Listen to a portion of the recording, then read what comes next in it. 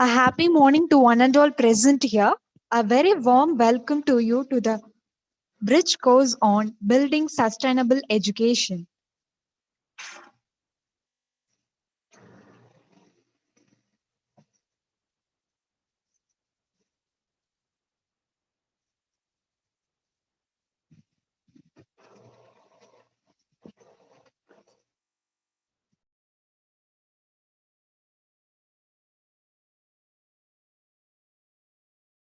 Happy morning, dears. The first session is Communicative English.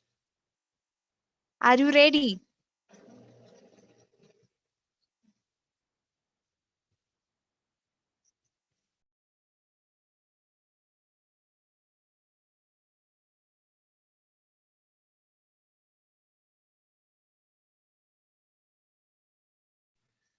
So, happy morning. The today first session is Communicative English. Yes, as we already know, English is very important and it is the crying need of the time. English is an international language. It is a global language, as we know, as we are supposed to communicate wherever we go and wherever we stay, wherever we do, whatever we do, we are supposed to expose our feelings, emotions, thoughts, and all sort of feelings in form of language. So in this way, English is very essential. So English is considered as an international language. Yes, we are looking for good communication skills often, right? So English is considered as a crying need of the time because it is an international language. It is a global language where it is the mother tongue of more than 400 million people. Actually, it remains as a second language of nearly 300 million people. Nearly 500 million people speaks English to some extent. So in this case, it remains as an international language. It is not only the international language, it is a language of trade and business. 90% of world's transaction is done in English. So we have many regional languages, right? Tamil, Malayalam, Hindi, whatever it is. We have more than we are multilingual country, but we are still using English as a official language. We are still using English as a official, and we are learning. We are craving for learn English. So 90% of the world transaction is in English. World financial funds and exchanges operate in English. So financial giants and large corporations, the multinational companies, or even the companies within the Tamil Nadu are looking for their documents in English. They are doing everything, whatever they want, it only in English, regardless of their mother tongue, regardless of their countries the own language. They are using English as a language of trade and business. When we supposed to see the languages present in the country, it is English that is used nearly 55% in the world, comparing the other languages. So for example, Arabic is used at most 22%. In case of French, it is 29%. In case of Spanish, it is 15%. So, but in case of English, it is more than half of the percentage. That is 55% we are using in most of the countries. Yes. So the English is considered as a language of education. English is the most popular foreign language in schools. So for example, if we are doing in India, we are doing NPTL, SWAYAM courses, MOOC courses, whatever the course may be, whatever the subject may be, we are using, we are making it only through English. So why? Because English is the common language that everyone uses. It's just not only about Indians, not only about British people, it is not only about American people. So all sort of people are supposed to learn English, are learning English. The most prestigious universities in the world are English speaking universities. Yes, this is what English is very essential in order to survive wherever we go. In order to survive, we have to learn English. The students prefer to study in English in countries where English is the second language. Even though English is the second language of many countries, students are looking for English in case of all the learning materials. So it is a language of travel. As we have discussed earlier, we are supposed to explore ourselves wherever we go. Suppose if you are going for an interview, or if you are going looking for a job in abroad, there is no need for you to learn the regional languages of the particular company. So for example, if you are going to China, if you know English, you can survive there. There is no need for you to learn Chinese, or if there is no need for you to learn French in any case. So if you know English, you can survive, you can explore the world, you can understand, as well as you can make the listeners understand what you are trying to convey. So there is no need to read any specific state languages or any other regional languages if you are a master in English. So language, it is a language of science and technology. So English became the language of 21st century. All the instructions and all the programs for new grades are written only in English. The scientific, for example, the scientific reports, articles, reports that are published in English are done in English. 90% of internet sources are English speaking.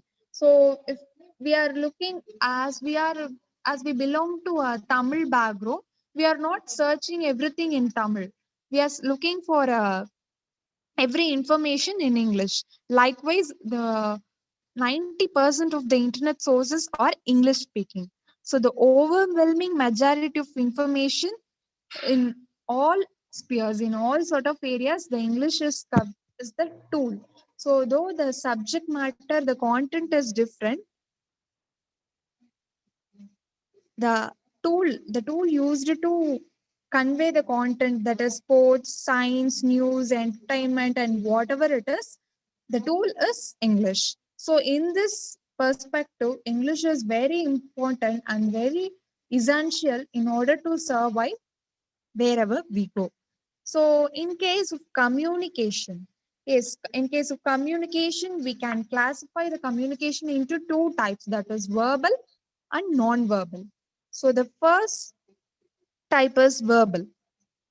So, before getting into verbal and non-verbal communication, we must know what is communication, right? Communication is the act of giving, receiving, and sharing information. In other words, taking or writing, listening, reading. So, a good communicator listens carefully, speak or write clearly, and respect different opinions. Every person has a unique communication style, a way in which they interact, and the way in which they exchange their information with others makes the communication better. So, in that case, the communication is divided into two sorts, that is verbal and non-verbal.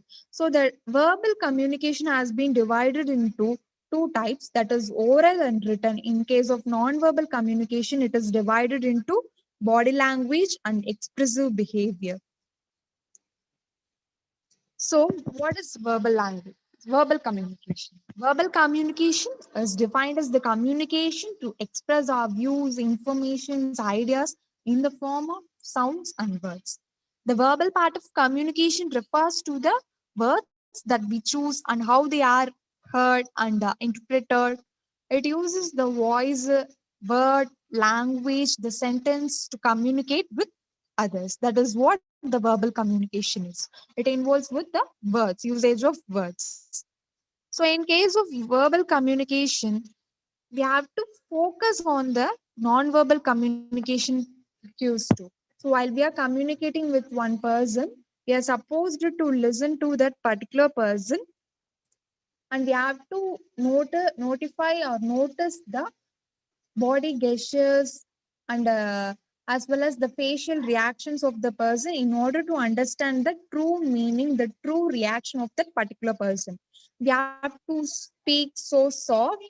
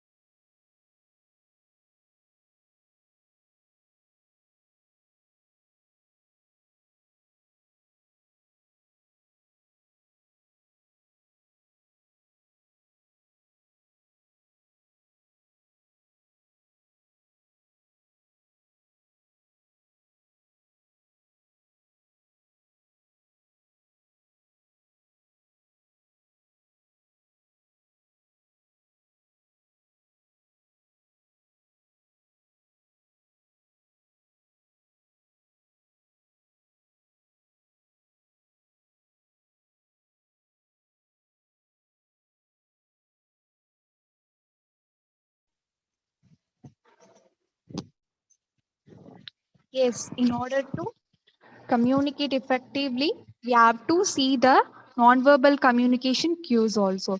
So, in case of verbal communication, we have to speak softly. So, you have to represent the information in short. So, in case if you are telling something, if you are informing something, you have to make it crisp and short. You don't need to elaborate or exaggerate and bore the content. So, you have to make it crisp and short.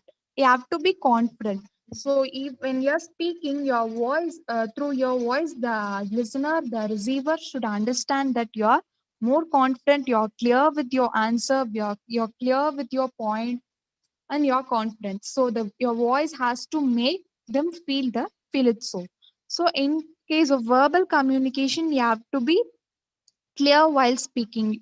You should not just oscillate yourself, oscillate in your content, or oscillate in your words, whatever it is. You have to make it clear and brief. You should not interrupt the speaker. If the listener, the receiver is speaking in giving response to you, you should not interrupt them. You have to let them speak. Actually, a good speaker is supposed to listen carefully and patiently. So that is what the very important note to a good communicator. You have to avoid distractions. You should not daydream, or you should not think something other than the present scenario. You are not supposed to do that. If so, you cannot respond immediately to that particular person. So you have to listen carefully and you have to avoid distractions.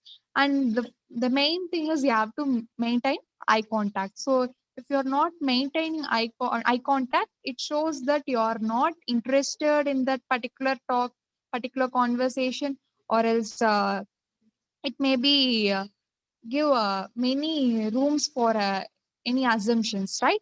So you have to make your eye contact clear. Yes. In verbal communication, it includes more awareness because a person needs to think and analyze before speaking. So we cannot take back our words, right? So while communicating, while making it in verbal, we have to be more aware whether the information is right, whether the tone is right. We have to recheck ourselves, and then only we are supposed to speak. So in case of verbal communication, it is easy to understand if we know the words and language. Yes, if we are good at language and good at vocabulary, we can understand what the speaker is trying to say. So we have to pay attention to the person who is speaking. We have to be more attentive and patient. Good verbal communication at workplace is critical to the companies with a workforce from a diverse background. If there is a if you are work, for example, if you are working in a abroad, or if you're working in some other places, other than Tamil Nadu, we are supposed to face multilingual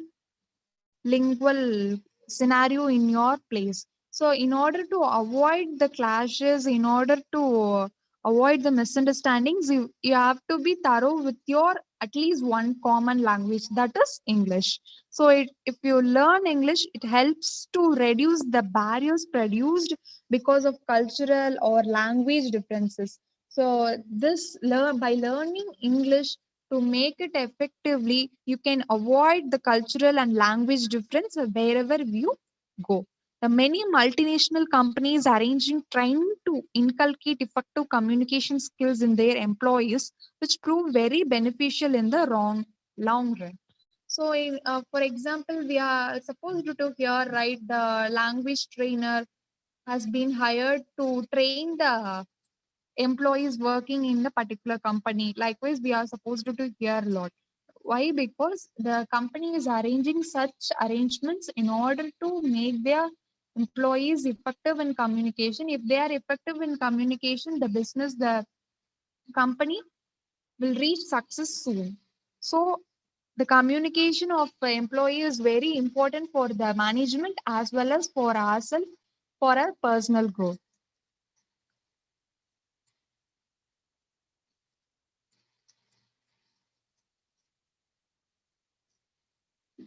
Next to the verbal communication, it is non-verbal communication. So, like verbal communication, non-verbal communication is very important because we could analyze, understand what the speaker not supposed to say. That is our facial expression. If somebody is talking to you, you can understand what the receiver is thinking about you, thinking about the conversation through their facial expression itself. So see the first image. In the first image, the person is frowning.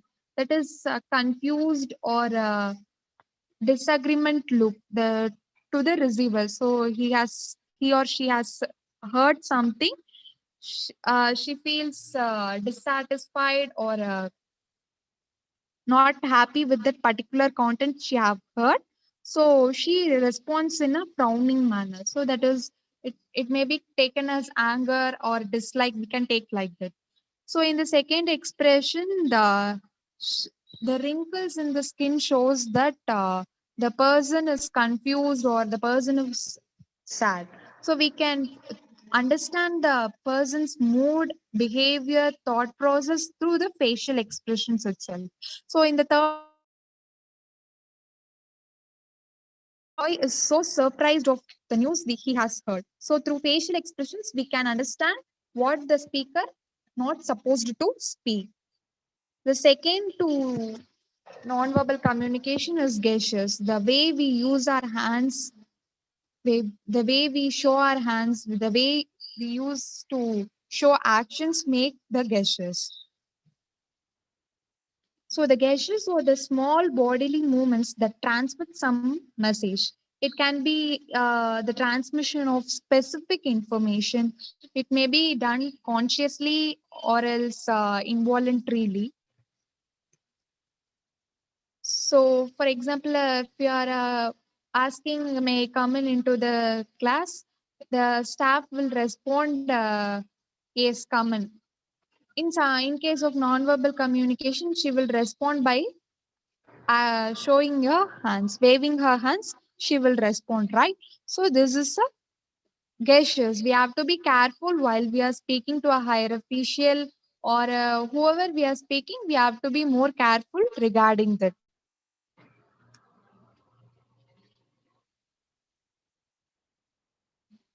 Yes, the in the third picture you can see the body language. The in the first one, the interviewer, the listener is sitting in a defensive position. That is, he is very worried or very sincere, nervous, like that we can consider. In the second one, we can see the arrogance of the receiver, right? So see how lethargic and how casual we are sitting, like we cannot sit like this in front of a higher official. So it is very important to maintain, though we are not at all thinking like that, Our expressions will show off that what we are thinking. So the third one is showing that the person is annoyed, right? So அவங்க கோவமா இருக்காங்க அப்படிங்கிறது it is easily visible through their position. See the irritated position, the happy face, the confused face, and the worried face. So we can understand the body language, we can understand the thoughts of the particular person through their body language. So we in order to make our communication effective, we have to be more careful while we are showing our body language.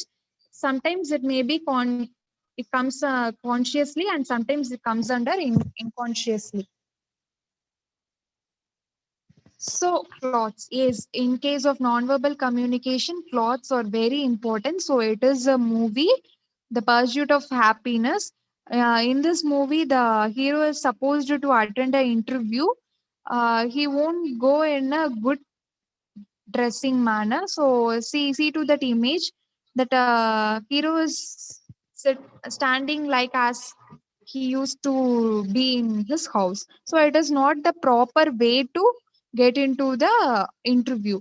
So see to the second image. In that image, the question has been posted to the person. What would you say if a guy walked in for an interview without a shirt on and I hired him?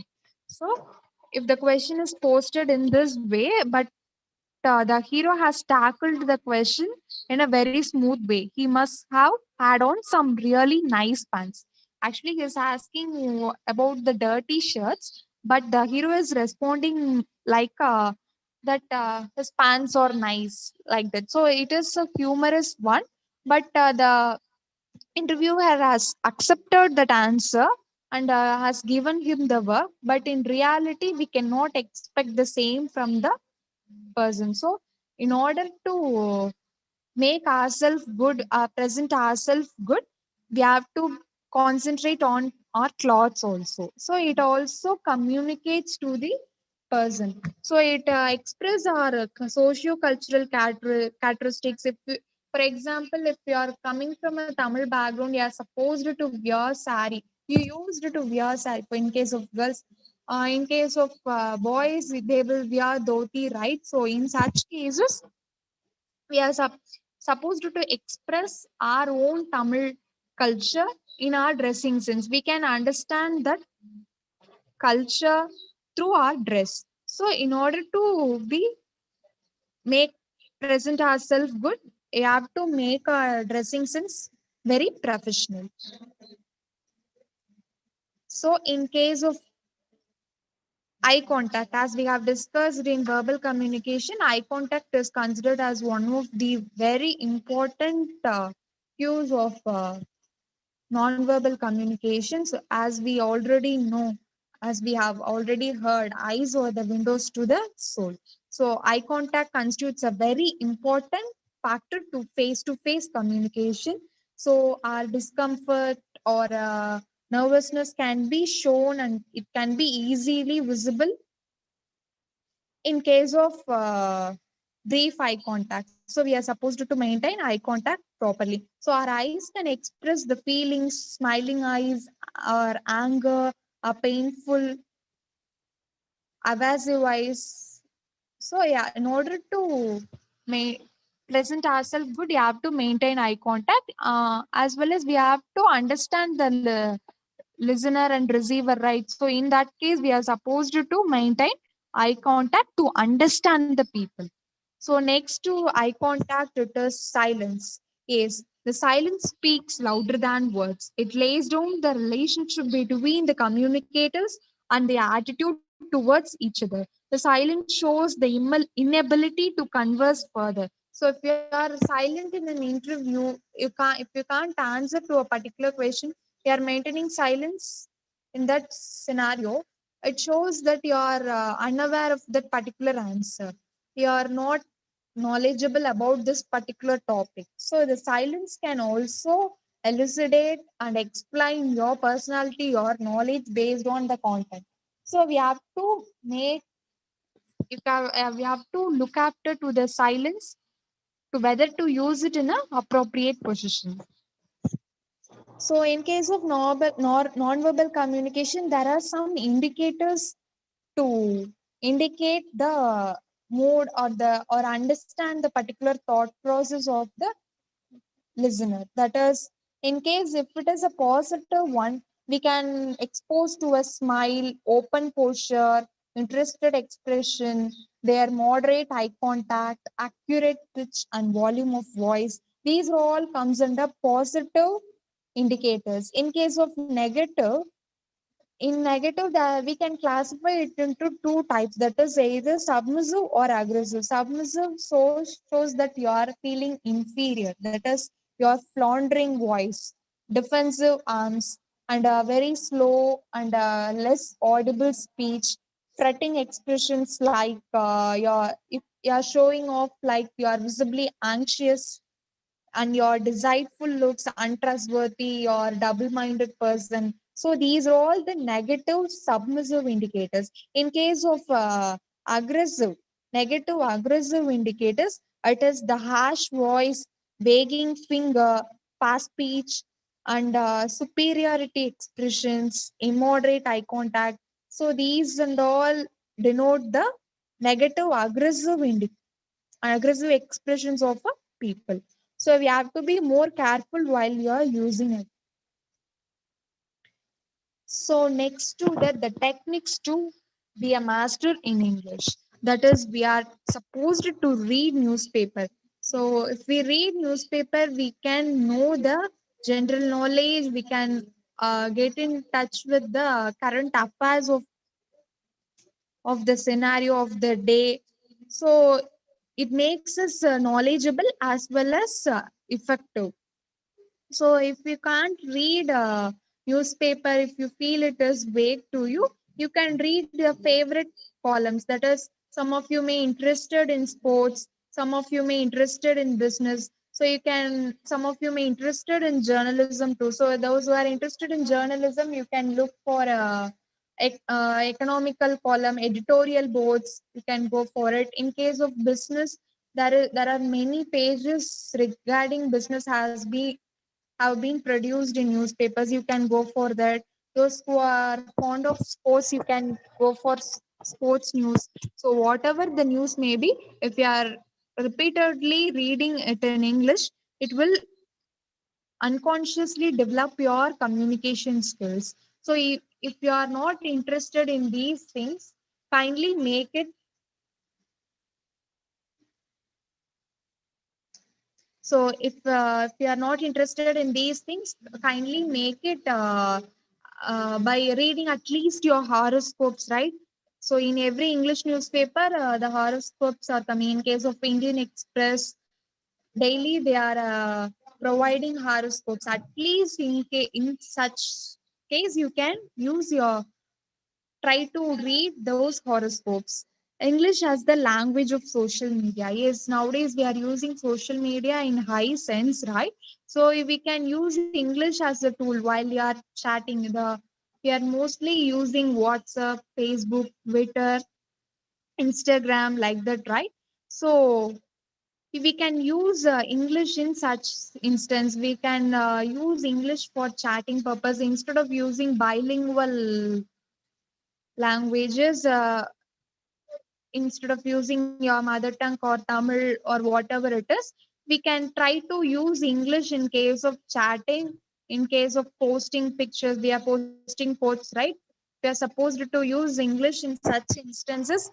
So we are supposed to learn new words regarding that post. So it will be helpful for us to improve your English. So introduce new words every day. So every day try to understand or read new words and try to apply it in your day-to-day life.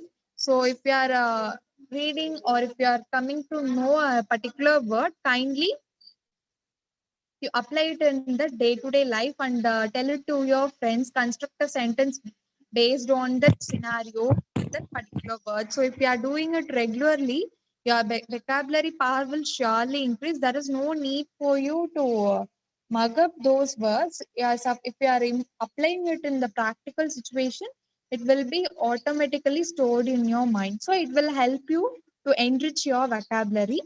So start thinking in English. That is, we are supposed to speak in English. First, we will be rehearsing in our mind the sentence in our mother tongue, and we are translating that particular sentence into English. So stop doing that and start thinking in English itself. So if you start thinking in English, it will be auto generated automatically. You can make it possible. So draft a paragraph daily in English. Yes, as we have already said, with the new vocabulary, kindly draft a paragraph regarding anything that you like in English. So, and reread the paragraph daily and recorrect, recheck that particular paragraph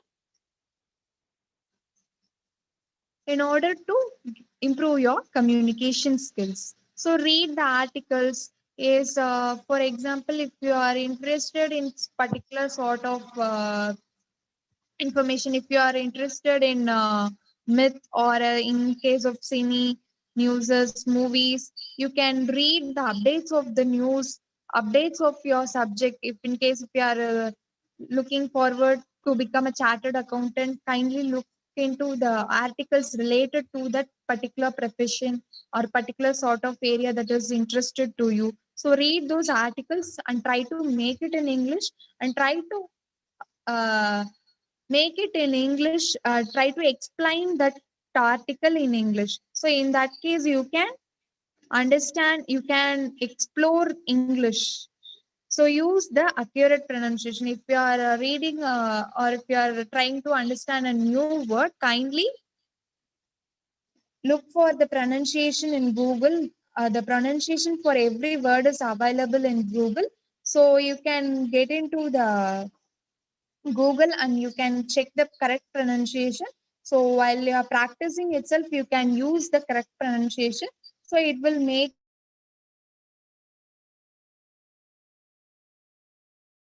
so that is these all the techniques to master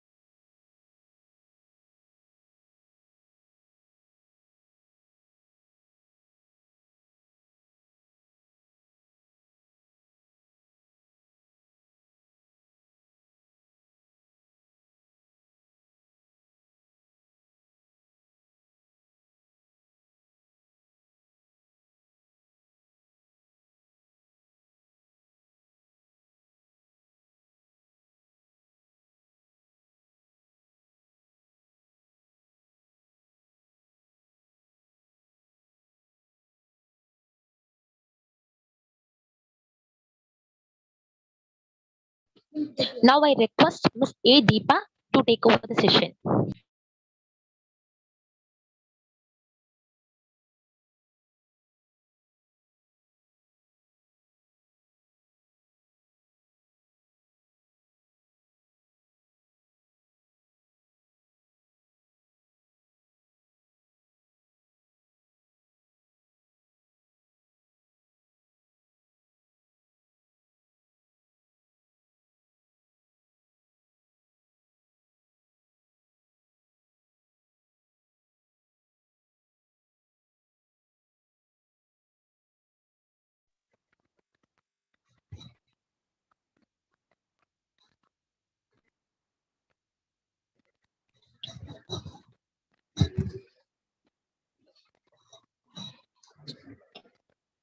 Dear students, good morning all.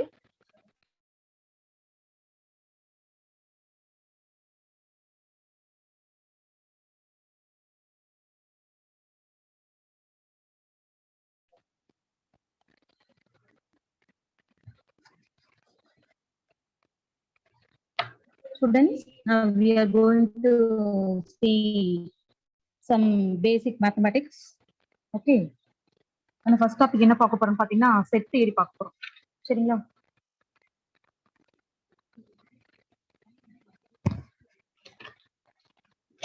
And first set என்னன்னு பார்த்தலாம். பாத்தீங்கன்னா a set is a collection of well defined objects. The objects can be anything like tuple, alphabets, numbers, etc. The objects are known as elements or members of the set னு சொல்லலாம். இப்போ பாத்தீங்கன்னா நம்ம ஒரு class எடுத்துக்கிட்டு இப்போ நீங்க இருக்கீங்கன்னா உங்க கிளாஸ் எடுத்துக்கிறோம். அந்த ஹோல் கிளாஸ் என்னன்னு சொல்லுவோம்னா செட்னு சொல்லுவோம். சரிங்களா? அதுக்குள்ள இருக்கிற மெம்பர்ஸ் எல்லாத்தையும் என்னன்னு சொல்லுவோம்? எலமெண்ட்ஸ்னு சொல்லுவோம், இல்லைன்னா மெம்பர்ஸ் ஆஃப் த செட்னு சொல்லுவோம். ஓகேயா? இப்போ பாத்தீங்கன்னா அந்த கிளாஸ்க்குள்ள யாரெல்லாம் இருக்கா? கேர்ள்ஸ் இருக்கும், பாய்ஸ் இருக்கும், பெஞ்சஸ் இருக்கு, சேர், ஃபேன், லைட், இது எல்லாமே என்னன்னு சொல்லுவோம்னா மெம்பர்ஸ்னு சொல்லலாம், ஆப்ஜெக்ட்னு சொல்லலாம். ஓகேயா? ஆப்ஜெக்ட்ஸ் இல்லைன்னா அந்த செட்டினுடைய மெம்பர்ஸ். ஓகேயா? இப்ப நம்ம ஃபேமிலி எடுத்துட்டோம்னா ஃபேமிலின்னு ஒரு செட் இல்லையா? இப்ப ஃபேமிலின்னு ஒரு செட் எடுத்தோம்னா அதுல இருக்கிற எல்லாமே பேரண்ட்ஸ், அதுக்கப்புறம் வேற சொல்லலாம் பேரண்ட்ஸ் இல்ல, தாத்தா, பாட்டி, அக்கா, தம்பி, தங்கை எல்லாத்தையும் என்ன சொல்லலாம்? அந்த செட்டினுடைய மெம்பர்னு சொல்லலாம். ஓகேங்களா? இதுதான் செட். ஓகே, இதுல பாத்தீங்கன்னா நிறைய டைப்ஸ் இருக்கு. ஃபைனைட் செட் இருக்கு, infinite, singleton set, subset, super set, proper subset, equal set, universal set, disjoint set, power set, இப்படி இருக்கு. சரிங்களா? ஒரு பேப்பர் பென் எடுத்துக்கோங்க, நீங்க இதை ஒர்க் அவுட் பண்ணி சொல்ல போறீங்க. ஓகேயா? சிம்பிளா தான் இருக்கும். ஓகே, இப்ப ஃபைனைட் செட்னா பாத்தீங்கன்னா எதெல்லாம் கவுண்ட் பண்ண முடியுமோ அதெல்லாம் ஃபைனைட்னு சொல்லுவோம். ஃபைனைட்னா countable. If there are finite number of elements in a set, then the set is said to be finite set. ஓகேயா? இப்ப நம்ம எதெல்லாம் கவுண்ட் பண்ண முடியுமோ அதெல்லாம் பாத்தீங்கன்னா ஃபைனைட் செட்னு சொல்லுவோம். ஓகேயா? இப்ப எதெல்லாம் கவுண்ட் பண்ண முடியும்? இப்ப நம்ம கிளாஸ்ல எடுத்துட்டோம்னா ஸ்டூடெண்ட்ஸ் கவுண்ட் பண்ணலாம். அதுக்கப்புறம் என்னெல்லாம் கவுண்ட் பண்ணலாம்? எவ்வளவு விண்டோஸ் இருக்கு, எத்தனை லைட், எத்தனை ஃபேன் இருக்கு, இதெல்லாம் கவுண்ட் பண்ண முடியும். ஓகேங்களா? இதெல்லாம் பாத்தீங்கன்னா ஃபைனைட் செட்னு சொல்லுவோம். ஓகே, அடுத்தது பாத்தீங்கன்னா second one, infinite set. Infinite na uncountable. If there are infinite number of elements in a set, then the set is said to be infinite set. சரிங்களா? எதெல்லாம் கவுண்ட் பண்ண முடியாதோ அதெல்லாத்தையும் இன்ஃபைனைட் சொல்லுவோம். சரிங்களா? எதெல்லாம் கவுண்ட் பண்ண முடியாது? சாட் பாக்ஸ்ல போடுங்க பார்க்கலாம். எதெல்லாம் கவுண்ட் பண்ண முடியாது?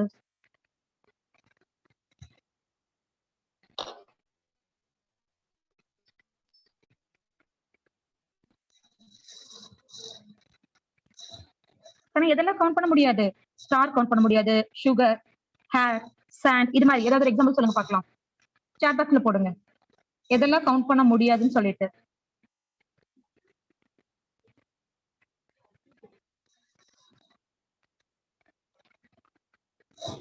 இதெல்லாம் பாத்தீங்கன்னா இன்ஃபைனைட் செட்னு சொல்லுவோம். ஓகேங்களா? அடுத்தது பாத்தீங்கன்னா சிங்கிள்டன் செட். ஆனா அதுலயே இருக்கு சிங்கிள்டன் சொல்லிட்டு இல்லையா? சிங்கிள்டன் பாத்தீங்கன்னா ஒன்னே ஒண்ணுதான், ஒன்லி ஒன். ஓகேயா? If there is only one element in a set, then the set is said to be singleton set. Okay, பாத்தீங்கன்னா ஒன்னே ஒண்ணுதான் இருக்கணும். இப்ப பாத்தீங்கன்னா நானு சீனு ஒரு செட் கொடுத்துட்டு அதுக்குள்ள ஒரே ஒரு எலமெண்ட் கொடுத்துட்டேன், நம்பர் 1 அப்படின்னு கொடுத்துட்டு பிராக்கெட் க்ளோஸ் பண்ணிட்டு. ஓகேயா? இது பாத்தீங்கன்னா சிங்கிள்டன் செட்னு சொல்லுவோம். சிங்கிள்டன்னா ஒன்னே ஒண்ணுதான் இருக்கணும். பாத்தீங்கன்னா இப்ப என்னெல்லாம் ஒன்னே ஒண்ணு இருக்கு? சன் இருக்கு, மூன் இருக்கு, தாஜ்மஹால் இருக்கு, வேற என்ன ஒண்ணு இருக்குன்னு சொல்லுங்க பாக்கலாம். ஒன்னே ஒண்ணுதான் இருக்கணும். ஆனா நீங்க சாட் பாக்ஸ்ல டைப் பண்ணலாம் ஒன்லி ஒன் என்ன சொல்லிட்டேன்? சன், மூன், தாஜ்மஹால் சொல்லிட்டேன். வேற ஏதாவது சொல்லுங்க யார் ஒருத்தர் சாட் பாக்ஸ்ல.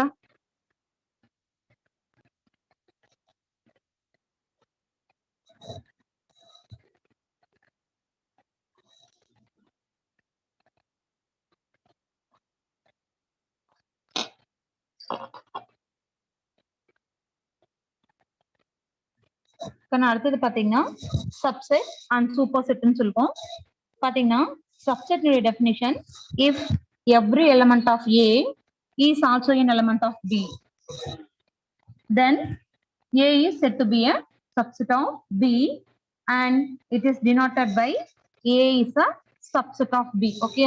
ஆனா இப்ப ஈஸியா நம்ம புரிஞ்சுக்கணும் சப்செட் எப்படி புரிஞ்சுக்கலாம்னா இப்போ ஒரு ஹோல் கிளாஸ் இருக்கும் இல்லையா பாத்தீங்கன்னா first BCom A first BCom B first BCom B 3 section இருக்கும் இல்லையா ஃபர்ஸ்ட் பிகாம் ஏன்னு எடுத்துட்டோம்னா உங்க ஹோல் கிளாஸ் 60 பேர் இருக்கீங்களா நீங்க 60 பேரு சேர்ந்ததுதான் இது ஒரு செட். ஓகேயா அதை எப்படி பிரிச்சிடலாம் சப்செட்டா பாய்ஸ் தனியா கேர்ள்ஸ் தனியா பிரிச்சிட்டோம்னா அதுதான் என்ன சொல்லுவோம் சப்செட்னு சொல்லுவோம். ஓகேங்களா ஒரு ஹோல் செட் எடுத்துட்டு அதை டிவைட் பண்ணிக்கலாம் எப்படி வேணா டிவைட் பண்ணிக்கலாம். ஓகேயா பாய்ஸ் தனியா கேர்ள்ஸ் தனியா பிரிச்சுக்கலாம் இல்லைன்னா பர்சன்டேஜ் வைஸ் பிரிச்சுக்கலாம். ஓகேயா ஒரு செட்டை டிவைட் பண்றதுதான் நம்ம என்னன்னு சொல்றோம்னா சப்செட்னு சொல்றோம். ஓகேயா ஒரு எக்ஸாம்பிள் பாத்தீங்கன்னா ஒரு செட் ஏ எடுத்துட்டேன் ஏல பாத்தீங்கன்னா 1 2 3 எடுத்திருக்கேன் சரிங்களா அதுவே பில பாத்தீங்கன்னா 1 2 3 4 5 எடுத்திருக்கேன் சரிங்களா இப்ப பாத்தீங்கன்னா ஏல பாத்தீங்கன்னா 3 எலிமெண்ட்ஸ் தான் இருக்கு பில பாத்தீங்கன்னா 1 2 3 4 5 எலிமெண்ட்ஸ் இருக்கு. ஓகேயா பாத்தீங்கன்னா 1 2 3 4 5ல இருந்துதான் எடுத்து 1 2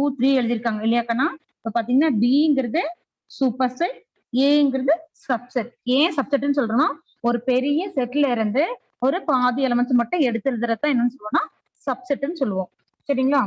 அடுத்தது பாத்தீங்கன்னா proper subset. Proper subset a set A is a proper subset of B if every element of A is also an element of B and B has at least one element which is not an element of A அப்படின்னு சொல்லியிருக்காங்க. அப்படின்னு என்ன அர்த்தம்னா இப்ப ஏல பாத்தீங்கன்னா ஒரு example எடுத்திருக்கோம் A equal to 1, 2 பாத்தீங்கன்னா ரெண்டு எலிமெண்ட் 1, 2 மட்டும் தான் எடுத்திருக்கேன். பில பாத்தீங்கன்னா 1 2 3 3 எலிமெண்ட்ஸ் எடுத்திருக்கேன் சரிங்களா இதுல என்ன சொல்லியிருக்காங்கன்னா ஏல இருக்கிற எலிமெண்ட் எல்லாமே பிலையும் இருக்கணும் அதுக்கு பண்ணி சொல்லிருக்காங்க and B has at least one element which is not an element of ஏன்னு கொடுத்திருக்காங்க. அப்படின்னு என்ன அர்த்தம்னா ஏல இருக்கிற எலிமெண்ட் பில இருக்கணும் ஏல இல்லாத ஒரு புது எலிமெண்ட் பில இருக்கணும் அதுதான் என்ன சொல்றோம்னா ப்ராப்பர் சப்செட்னு சொல்றோம் சரிங்களா. பெருசா இது போல ஏழு இருக்கிற எலிமெண்ட்ஸ் பில இருக்கணும் ஏல இல்லாத ஒன்னாவது ஒரு புதிய எலிமெண்ட் இருந்தா அதை என்ன சொல்றோம்னா ப்ராப்பர் சப்செட்னு சொல்றோம் சரிங்களா. அடுத்தது பாத்தீங்கன்னா இம்ப்ராப்பர் சப்செட். இம்ப்ராப்பர் சப்செட் சொல்ல இல்லைன்னா ஈக்குவல் செட்னு சொல்லலாம். இம்ப்ராப்பர் இல்லைன்னா ஈக்குவல் சொல்லலாம். பாத்தீங்கன்னா A is a subset of B and B is a subset of A then A and B are equal அப்படி சொல்லிருக்காங்க ஏமா பாத்தீங்கன்னா அதுலயே சொல்லிட்டாங்க A is a subset of B B is a subset of A ன்னு சொல்லிட்டாங்க. அப்ப A இருக்கிற எலிமெண்ட்டும் B இருக்கிற எலிமெண்ட்டும் சேமா இருக்கணும். A ல என்ன எலிமெண்ட்ஸ் இருக்கோ அதே எலிமெண்ட்ஸ் தான் B ல இருக்கும். அதனாலதான் அதை இம்ப்ராப்பர் சப்செட் சொல்றாங்க இல்லைன்னா ஈக்குவல் செட்னு சொல்றாங்க. இப்ப நான் எக்ஸாம்பிள் என்ன எடுத்திருக்கேன்னு பாத்தீங்கன்னா ஏல பாத்தீங்கன்னா 1 2 எடுத்திருக்கேன் பிலையும் பாத்தீங்கன்னா 1 2 தான் எடுத்திருக்கேன். ஓகேயா பாத்தீங்கன்னா ஏ அண்ட் பில சேம் எலிமெண்ட்ஸ் தான் இருக்கணும். ஓகே இதுதான் பாத்தீங்கன்னா இம்ப்ராப்பர் சப்செட்னு சொல்லுவோம். ஓகேயா அடுத்தது பாத்தீங்கன்னா universal set. Universal set the set which is a superset of all the sets under considerations is called the universal set and it is denoted by capital U. ஆனா universal set என்னன்னு சொல்லுவோம்னா capital யூல denote பண்ணுவோம் சரிங்களா. இப்ப universal செட்டுக்கு ஒரு example சொல்றேன். ஓகேயா இப்ப யூல பாத்தீங்கன்னா எல்லாமே A B C D E F G H Z வரைக்கும் எல்லாமே எடுத்துக்கிறோம். ஓகே இதுதான் யூனிவர்சல் செட் இருக்கிறதுலயே பெரிய செட். ஓகேயா இப்ப ஏல பாத்தீங்கன்னா capital A equal to A, B, C இது A இருக்கிற எலிமெண்ட்ஸ் மட்டும். B பாத்தீங்கன்னா D E F எடுத்திருக்கேன். அடுத்து C ல பாத்தீங்கன்னா F G H எடுத்திருக்கேன். ஓகேயா இப்ப பாத்தீங்கன்னா ABC இதுல இருக்கிற எல்லா எலிமெண்ட்ஸுமே பாத்தீங்கன்னா எதுல இருக்கணும் யூனிவர்சல் செட்ல இருக்கணும். ஓகேயா இதுதான் பாத்தீங்கன்னா யூனிவர்சல் செட்னு சொல்றோம். ஓகேயா இது மாதிரி வேற எக்ஸாம்பிள் யூனிவர்சல் செட்டுக்கு சொல்லலாம்னா ரியல் நம்பர்ஸ் எடுத்துக்கலாம் இல்லையா. யூல யூனிவர்சல் செட்ல ரியல் நம்பர்ஸ் எடுத்துக்கலாம். இப்ப ஏல பாத்தீங்கன்னா ஆட் நம்பர்ஸ் பில பாத்தீங்கன்னா ஈவன் நம்பர்ஸ் பாத்தீங்கன்னா ஆட் நம்பர்ஸ் ஈவன் நம்பர்ஸ் எல்லாமே எதுல இருக்கும்னா யூனிவர்சல் செட்ல இருக்கும். ஓகேயா அதைத்தான் என்ன சொல்றோம்னா யூனிவர்சல் செட்னு சொல்றோம். அதே மாதிரி ஒரு வேற எக்ஸாம்பிள் சொல்லணும்னா யூனிவர்சல் செட்ல பாத்தீங்கன்னா ஃப்ரூட்ஸ் எடுத்துக்கலாம். யூல ஃப்ரூட்ஸ் எடுத்துக்கலாம். ஏல வந்து ஆப்பிள் பில வந்து பப்பாயா இல்ல பனானா அப்படி எடுத்துக்கலாம். அதே மாதிரி இதுல இருக்கிற எல்லா எலிமெண்ட்ஸ் எங்க இருக்குன்னா யூனிவர்சல் செட்ல இருக்கணும். ஓகே அதைத்தான் பாத்தீங்கன்னா நம்ம என்ன சொல்றோம் யூனிவர்சல் செட்னு சொல்றோம். ஓகேயா அடுத்த டெஃபினிஷன் பாருங்கம்மா. அடுத்தது டிஸ்ஜாயின்ட் செட். ஏன்னா டிஸ்ஜாயின்னாவே என்னதுன்னா டிஃப்ரெண்டா இருக்கணும்னு அர்த்தம். ஓகேயா the two sets A and B are said to be disjoint if they have no elements in common. அதுலயே சொல்லிட்டாங்க பாருங்க பண்ணிக்கலாம். நோ எலமெண்ட்ஸ் இன் காமன் சொல்லிட்டாங்க இல்லையா? அப்படின்னா என்னது காமன் எலமெண்ட்ஸே இருக்காது. அதைத்தான் என்னன்னு சொல்லுவோம்னா டிஸ்ஜாயின்ட் செட்னு சொல்லுவோம். ஓகேயா? ஒரு எக்ஸாம்பிள் பாத்தீங்கன்னா ஏல பாத்தீங்கன்னா நான் ஆட் நம்பர்ஸ் எடுத்துக்கிறேன். ஆட் நம்பர்ஸ் 1 3 5 7 9 எடுத்துக்கிறேன். ஓகே, ஏ ஃபுல்லா ஆட் நம்பர்ஸ். பி பாத்தீங்கன்னா ஈவன் நம்பர்ஸ். ஈவன்ல 2 4 6 8 10 இதெல்லாம் ஈவன் நம்பர்ஸ் இல்லையா? ஏக்கும் பிக்கும் பாத்தீங்கன்னா காமன் எலமெண்ட்ஸை இருக்கக்கூடாது. அதுக்கு என்ன சொல்றோம்னா டிஸ்ஜாயின்ட் செட்னு சொல்லுவோம். ஓகேயா? அடுத்தது பாத்தீங்கன்னா power set. Power set, the set of all the subsets of a set is called the power set. அதை எப்படி டினோட் பண்ணுவோம்னா 2 பவர் n சொல்லலாம், இல்லைன்னா 2 பவர்ல ஏன்னு சொல்லுவோம். சரிங்களா? இப்ப எப்படி பவர் செட் கண்டுபிடிக்கிறதுன்னு பார்க்கலாம். இப்ப பாத்தீங்கன்னா எழுதிக்கோங்கம்மா, எழுதிக்கோங்க. Capital A equal to 2 element எடுத்திருக்கேன், ஏ கமா பி 2 எலிமெண்ட் எடுத்திருக்கேன். ஓகேயா? இப்ப பாத்தீங்கன்னா நம்மளுக்கு இதுல சொல்லிட்டாங்க டெஃபினிஷன்ல the set of all the subsets of a set is called the power set. அது எப்படி டினோட் பண்ணிட்டாங்கன்னா 2 பவர் n சொல்லலாம், இல்லைன்னா 2 பவர் ஏன்னு சொல்லலாம் இல்லையா? இங்க பாத்தீங்கன்னா நம்ம ஒரு செட் ஏ எடுத்திருக்கோம். அதுல பாத்தீங்கன்னா ஏபி 2 எலிமெண்ட் மட்டும் தான் கொடுத்திருக்கோம் இல்லையா? இப்ப 2 பவர்ல 2 போட்டீங்கன்னா 2 போட்டு 9 4 வந்துடும் இல்லையா? நம்ம வந்து பவர் செட்டுக்கு போது அதுல 4 எலிமெண்ட்ஸ் இருக்குதான் பார்க்கணும். சரிங்களா? இப்ப பாத்தீங்கன்னா நல் set is a subset of every set னு சொல்லுவோம். ஓகேயா? ஒரு பவர் செட் கண்டுபிடிக்கணும்னா கண்டிப்பா அந்த ஃபர்ஸ்ட் என்னவா இருக்கணும்னா ஒரு நல் செட் இருக்கணும். ஓகேயா? ஃபர்ஸ்ட் ஒரு நல் செட் எழுதிக்கோங்கம்மா. ஒரு நல் செட் எழுதிக்கலாம். அதுக்கப்புறம் ஃபர்ஸ்ட் ஒவ்வொரு எலிமெண்ட் எழுதிக்கலாம். ஃபர்ஸ்ட் ஏ எழுதிக்கணும், அப்புறம் பி எழுதிக்கணும், அப்புறம் ஏபி 2 சேர்த்து எழுதிக்கணும். ஓகேயா? அப்ப பாருங்க 4 எலிமெண்ட்ஸ் வந்திருக்கும். ஃபர்ஸ்ட் ஒரு எம்டி செட், அப்புறம் ஏ, அடுத்தது பி, அடுத்தது ஏபி. இப்ப பாத்தீங்கன்னா 4 எலிமெண்ட்ஸ் வந்துருச்சு இல்லையா? அதே மாதிரி பவர் செட் ஆஃப் 3 கொடுக்கலாம். ஏபிசி 3 எலிமெண்ட்ஸ் எடுத்துக்கலாம். ஓகேயா? ஏபிசி 3 எலிமெண்ட்ஸ் எடுத்துக்கோம். நம்மளுக்கு ஃபார்முலா பாத்தீங்கன்னா 2 பவர்ல 3 ஏபிசி 3 எலிமெண்ட்ஸ். அப்ப 2 பவர் 3 ஈக்குவல் டு 8 எலிமெண்ட்ஸ் வரணும். ஓகேயா? 8 எலிமெண்ட்ஸ் வருதான்னு செக் பண்ணிக்கலாம். பாத்தீங்கன்னா என்ன பண்ணிக்கலாம், ஃபர்ஸ்ட் ஒரு எம்டி செட் போட்டுக்கோங்க. அப்புறம் ஏ பி சி ஃபர்ஸ்ட் சோலோவா எழுதிக்கணும் ஏபிசி. அதுக்கப்புறம் பேரா எழுதணும் ஏபி பிசி சிஏ. ஓகே, சோலோவா எழுதியாச்சு, டபுளா எழுதியாச்சு, அதுக்கப்புறம் ட்ரிபிளா எழுதிக்கலாம் ஏபிசி. ஃபர்ஸ்ட் ஒரு empty set A B C, அடுத்தது பேர் ஏபி பிசி சிஏ, அடுத்தது பாத்தீங்கன்னா 3 எலிமெண்ட்ஸ் ஏபிசி. இப்ப பாத்தீங்கன்னா நம்மளுக்கு 8 எலிமெண்ட்ஸ் வந்திருக்கும். சரிங்களா? இதுதான் பாத்தீங்கன்னா பவர் செட். ஓகே கணக்குங்களா? அடுத்தது பாத்தீங்கன்னா செட் ஆபரேஷன்ஸ். செட் ஆபரேஷன்ஸ் அதுல நம்ம பார்க்க போறது union of sets, intersection of sets, difference of sets, complement of a set. சரிங்களா? இப்ப நம்ம ஃபர்ஸ்ட் பார்க்க போறது என்னன்னா union of sets. Union, the union of two sets A and B is the set of all the elements which are either capital A or B, either A or B.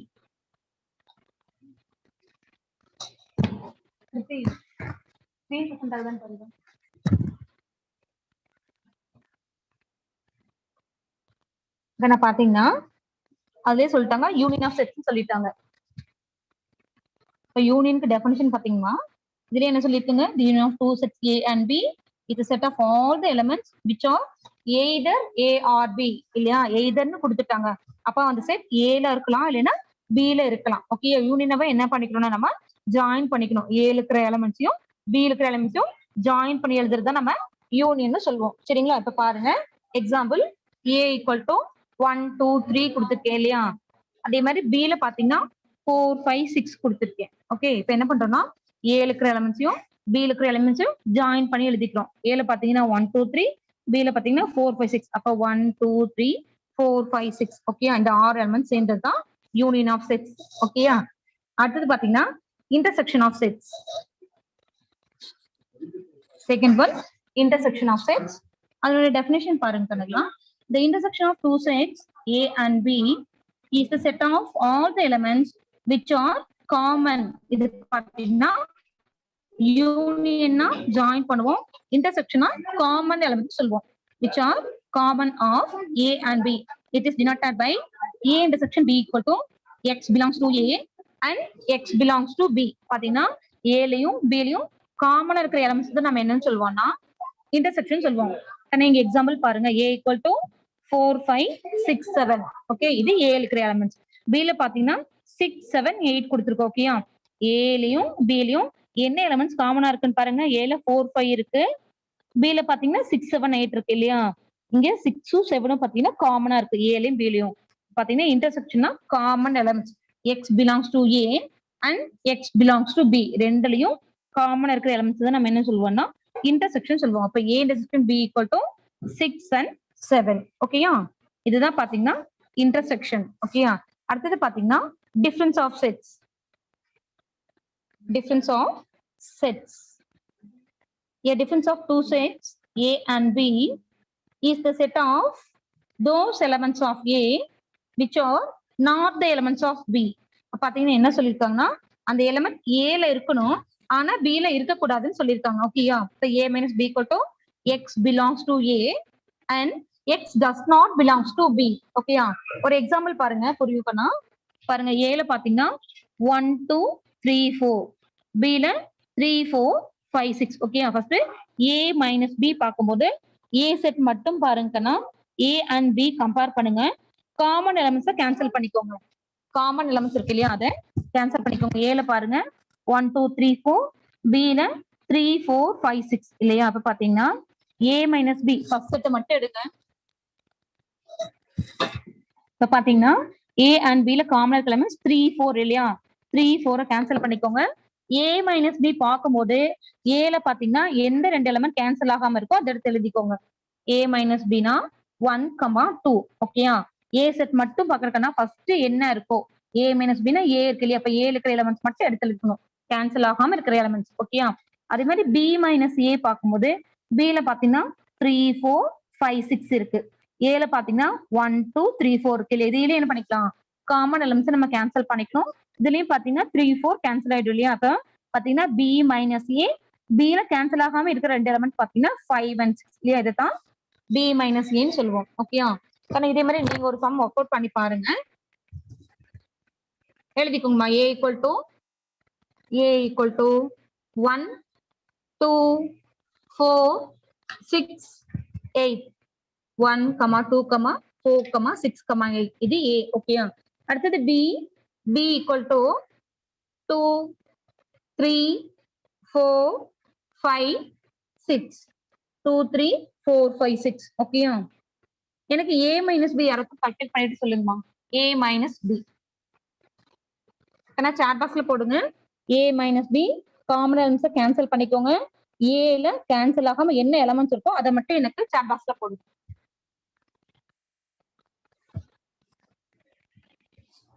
போடுறாங்க நம்மளும் உட்காந்து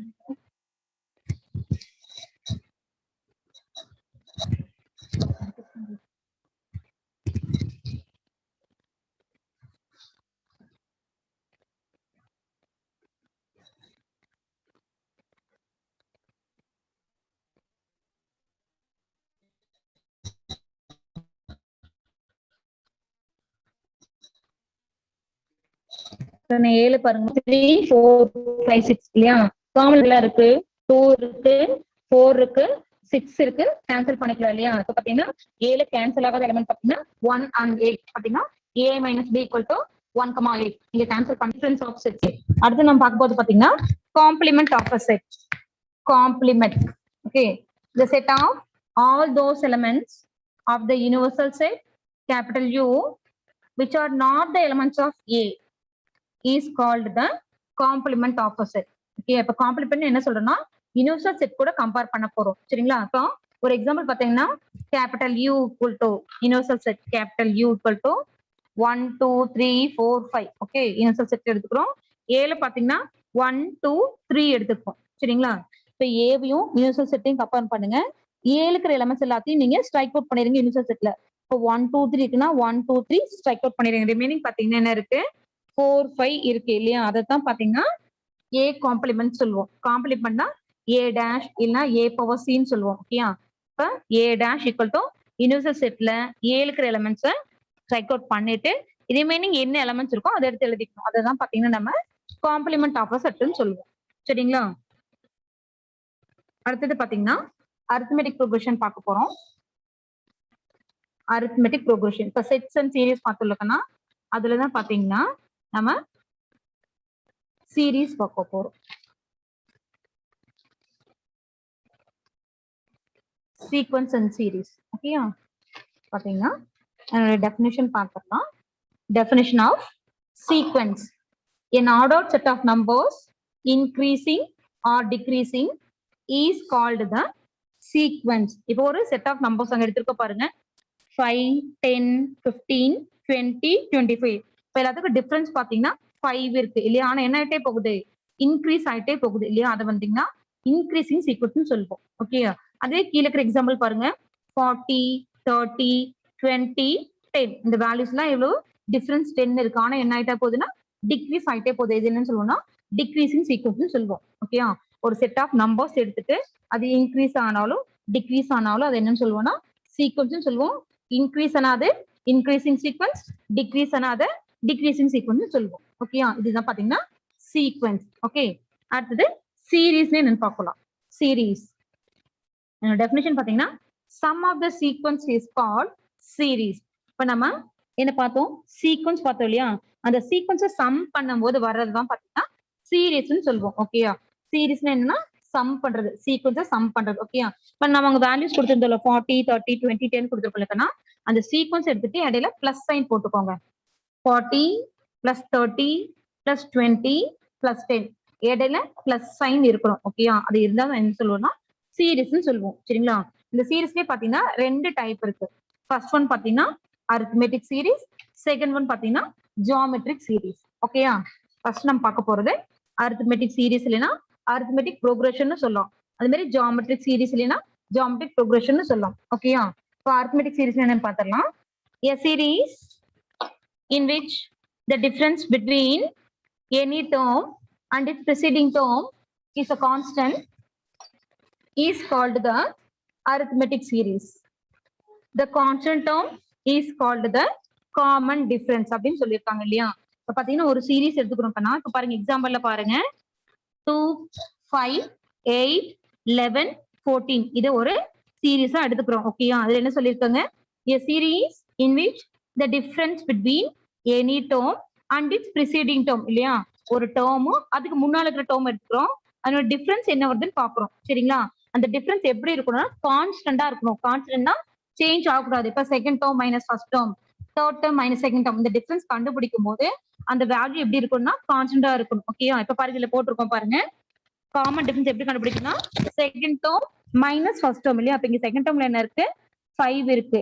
minus first டேர்ம்ல 2 இருக்கு இல்லையா? அப்ப 5 minus 2 3. Okay, இது first term.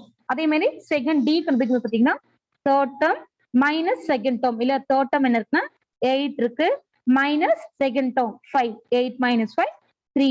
Okay, இதே மாதிரி second term minus first term, third term minus second term, fourth term minus third term இப்படி கண்டுபிடிக்கும் போது பாத்தீங்கன்னா நம்மளுக்கு டிஃபரன்ஸ் காமனா இருக்கணும் இல்லையா? 5 minus 2 3, 8 minus 5 3, 11 minus 8 3, 14 minus 11 3. Difference பாத்தீங்கன்னா சேமா இருக்கணும். ஓகே, அதை என்னன்னு சொல்றோம்னா காமன் டிஃபரன்ஸ் சொல்லுவோம். ஓகே, இது பாத்தீங்கன்னா arithmetic progressionல. ஓகே, இது geometric progression பாத்தீங்கன்னா geometric progression is a sequence of term which increases or decreases by a common ratio. இதுல முன்னால பாத்தீங்கன்னா arithmetic progression என்ன சொல்லிருக்காங்க?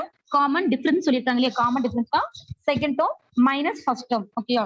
இதுவே பாத்தீங்கன்னா geometric progressionல ரேஷியோன்னு கொடுத்துட்டாங்க. அப்ப பாத்தீங்கன்னா second term divided by first term. ஓகேயா?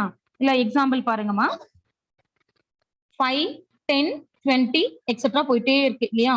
பாத்தீங்கன்னா ஏங்கிறது ஃபர்ஸ்ட் டேர்ம். நம்மளுக்கு கொடுத்துருக்க சீரீஸ்ல ஃபர்ஸ்ட் என்ன வேல்யூ இருக்கோ 5 இருக்கு. அதைத்தான் எடுத்துக்கிறோம்னா ஏன்னு எடுத்துக்கிறோம். சரிங்களா? அந்த common difference second term minus first term. இதுல காமன் ரேஷியோ ஆர்னு சொல்லுவோம். R equal to second term divided by first term. சரிங்களா? இப்ப பாருங்க இதுல செகண்ட் டேர்ம் என்ன இருக்கு? 10. ஃபர்ஸ்ட் டேர்ம் என்ன இருக்குன்னா 5 இருக்கு இல்லையா? அப்ப 10 by 5 2. ஓகேயா? அதே மாதிரி அடுத்தது பாத்தீங்கன்னா R equal to third term divided by second term. அப்ப 20 divided by 10 2. ஓகே, அதே மாதிரி fourth term divided by third term 40 divided by 22. இதுவுமே பாத்தீங்கன்னா எப்படி இருக்கு? காமன் ரேஷியோ கான்ஸ்டன்டா இருக்கு. ஓகேயா, இப்ப ஏபிலையும் சரி ஜிபிலையும் சரி எப்படி இருக்கும்னா கான்ஸ்டன்டா இருக்கணும். இந்த டிஃபரன்ஸ் பாத்தீங்கன்னா D equal to second term minus first term கண்டுபிடிக்க போறதா இருந்தாலும் சரி, R equal to second term divided by first term கண்டுபிடிக்க போறதா இருந்தாலும் சரி, நம்மளுக்கு எப்படி இருக்கும்னா எல்லாமே கான்ஸ்டன்டா தான் இருக்கணும். மேல 2 இருந்துன்னா கீழே 2 தான் வரணும். First term second term third term எத்தனை டேர்ம் எடுத்தாலும் நம்மளுக்கு அந்த ரேஷியோவும் அந்த டிஃபரன்ஸும் சேமா தான் இருக்கணும். சரிங்களா, இதுதான் பாத்தீங்கன்னா ஜியோமெட்ரிக் ப்ரோக்ரஷன் சொல்லுவோம். ஓகேயா, அப்புறம் பாத்தீங்கன்னா சிம்பிள் இன்ட்ரஸ்ட் காம்பவுண்ட் பாத்தீங்கன்னா simple interest and compound interest. Simple interest பாத்தீங்கன்னா simple interest இப்ப நம்ம simple interest என்ன நார்மலா பாத்தீங்கன்னா PNR by 100 சொல்லுவோம், இல்லைன்னா PNI சொல்லுவோம் இல்லையா, I equal to R by 100, where P denotes principal, N denotes number of years, R denotes rate of interest. Okay, ஒரு எக்ஸாம்பிள் சம் பாத்தீங்கன்னா ஒரு சிம்பிள் கண்டுபிடிக்க சொல்லியிருக்காங்க. அமௌண்ட் பி பாத்தீங்கன்னா பிரின்சிபல் 5000, என் பாத்தீங்கன்னா 6 years, ஆர் பாத்தீங்கன்னா 13% கொடுத்திருக்காங்க. ஓகே, சிம்பிள் டிஸ்னா பிஎன்ஆர் பை 100 நம்மளுக்கு தெரியும். பிரின்சிபலுக்கு பதிலாக 5000, எண்ணுக்கு பதிலாக 6, ஆருக்கு பதிலாக 13 டிவைடட் பை 100 நம்ம கண்டுபிடிச்சோம்னா பாத்தீங்கன்னா ருபீஸ் 3900 வரும். ஓகே, இதுதான் பாத்தீங்கன்னா என்னது simple interest. ஓகேயா, அதுவே compound interest பாத்தீங்கன்னா compound interest, the interest which is paid on the principal as well as the accrued interest is also called compound interest. ஓகேயா, உங்களுக்கு புரியுற மாதிரி சொல்றேன்னா simple interest இருக்கு இல்லையா, அதுக்கே ஒன் செகண்ட் இன்ட்ரெஸ்ட் கொடுத்தோம்னா அதுதான் என்ன சொல்றோம்னா compound interest. Compound interest is the interest paid for the interest also அப்படின்னு சொல்லுவோம். ஓகேயா, பாத்தீங்கன்னா அது ஃபார்முலா பாத்தீங்கன்னா compound formula compound is equal to P into 1 plus R by 100 the whole power n minus 1. ஓகேயா, இந்த ஃபார்முலா யூஸ் பண்ணி உங்களுக்கு என்ன கிடைச்சிருக்குன்னா காம்பவுண்ட் வேல்யூஸ் கிடைச்சிருக்கு. ஓகேயா, இப்போ பாத்தீங்கன்னா ஒரு ப்ராப்ளம் பாக்குறதுனால பார்க்கலாம். இப்போ காம்பவுண்ட் பாத்தீங்கன்னா பிரின்சிபல் வேல்யூ 20,000 கொடுத்திருக்காங்க, n வந்து 5 years, R பாத்தீங்கன்னா 20% கொடுத்திருக்காங்க. ஓகேயா, இதுவே PNR by 100 சிம்பிள் கண்டுபிடிச்சோம்னா 20,000 வருது. அதுவே காம்பவுண்ட் கண்டுபிடிச்சோம்னா பாத்தீங்கன்னா பிரின்சிபல் P க்கு பதிலா 20,000, 1 பிளஸ் R க்கு பதிலா 20 divided by 100 power n, n க்கு பதிலா 5 மைனஸ் 1. ஓகே, அப்ப பாத்தீங்கன்னா நம்மளுக்கு பவர் நம்மளுக்கு கால்குலேட்டர் இருந்தா தான் கண்டுபிடிக்க முடியும் இல்லையா, அவங்க கையில கால்குலேட்டர் இருக்காது. அதனால வேல்யூ பாத்தீங்கன்னா 29,766 வருது. ஓகேயா, இப்போ சிம்பிள்ஸ் பாத்தீங்கன்னா 20,000 வருது, அதுவே காம்பவுண்ட் பாத்தீங்கன்னா 29,766 வருது. ஓகேயா, இதுதான் கண்ணா சிம்பிள் இன்ட்ரெஸ்டும் காம்பவுண்ட் இன்ட்ரெஸ்ட். ஓகே, அடுத்து நம்ம பார்க்க போறது பாத்தீங்கன்னா மேட்ரிசஸ். மேட்ரிக்ஸ்னு சொல்லலாம், இல்லைன்னா மேட்ரிசஸ்னு சொல்லலாம். ஓகேயா, பாத்தீங்கன்னா மேட்ரிக்ஸோட definition, matrix is an arrangement of elements in rows and columns.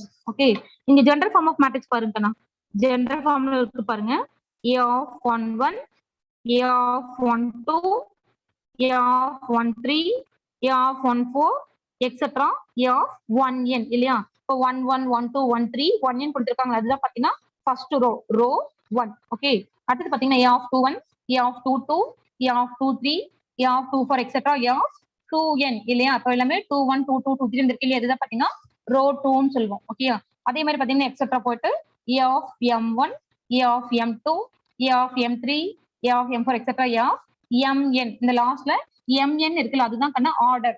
m rows, n column, m denotes row and n denotes column.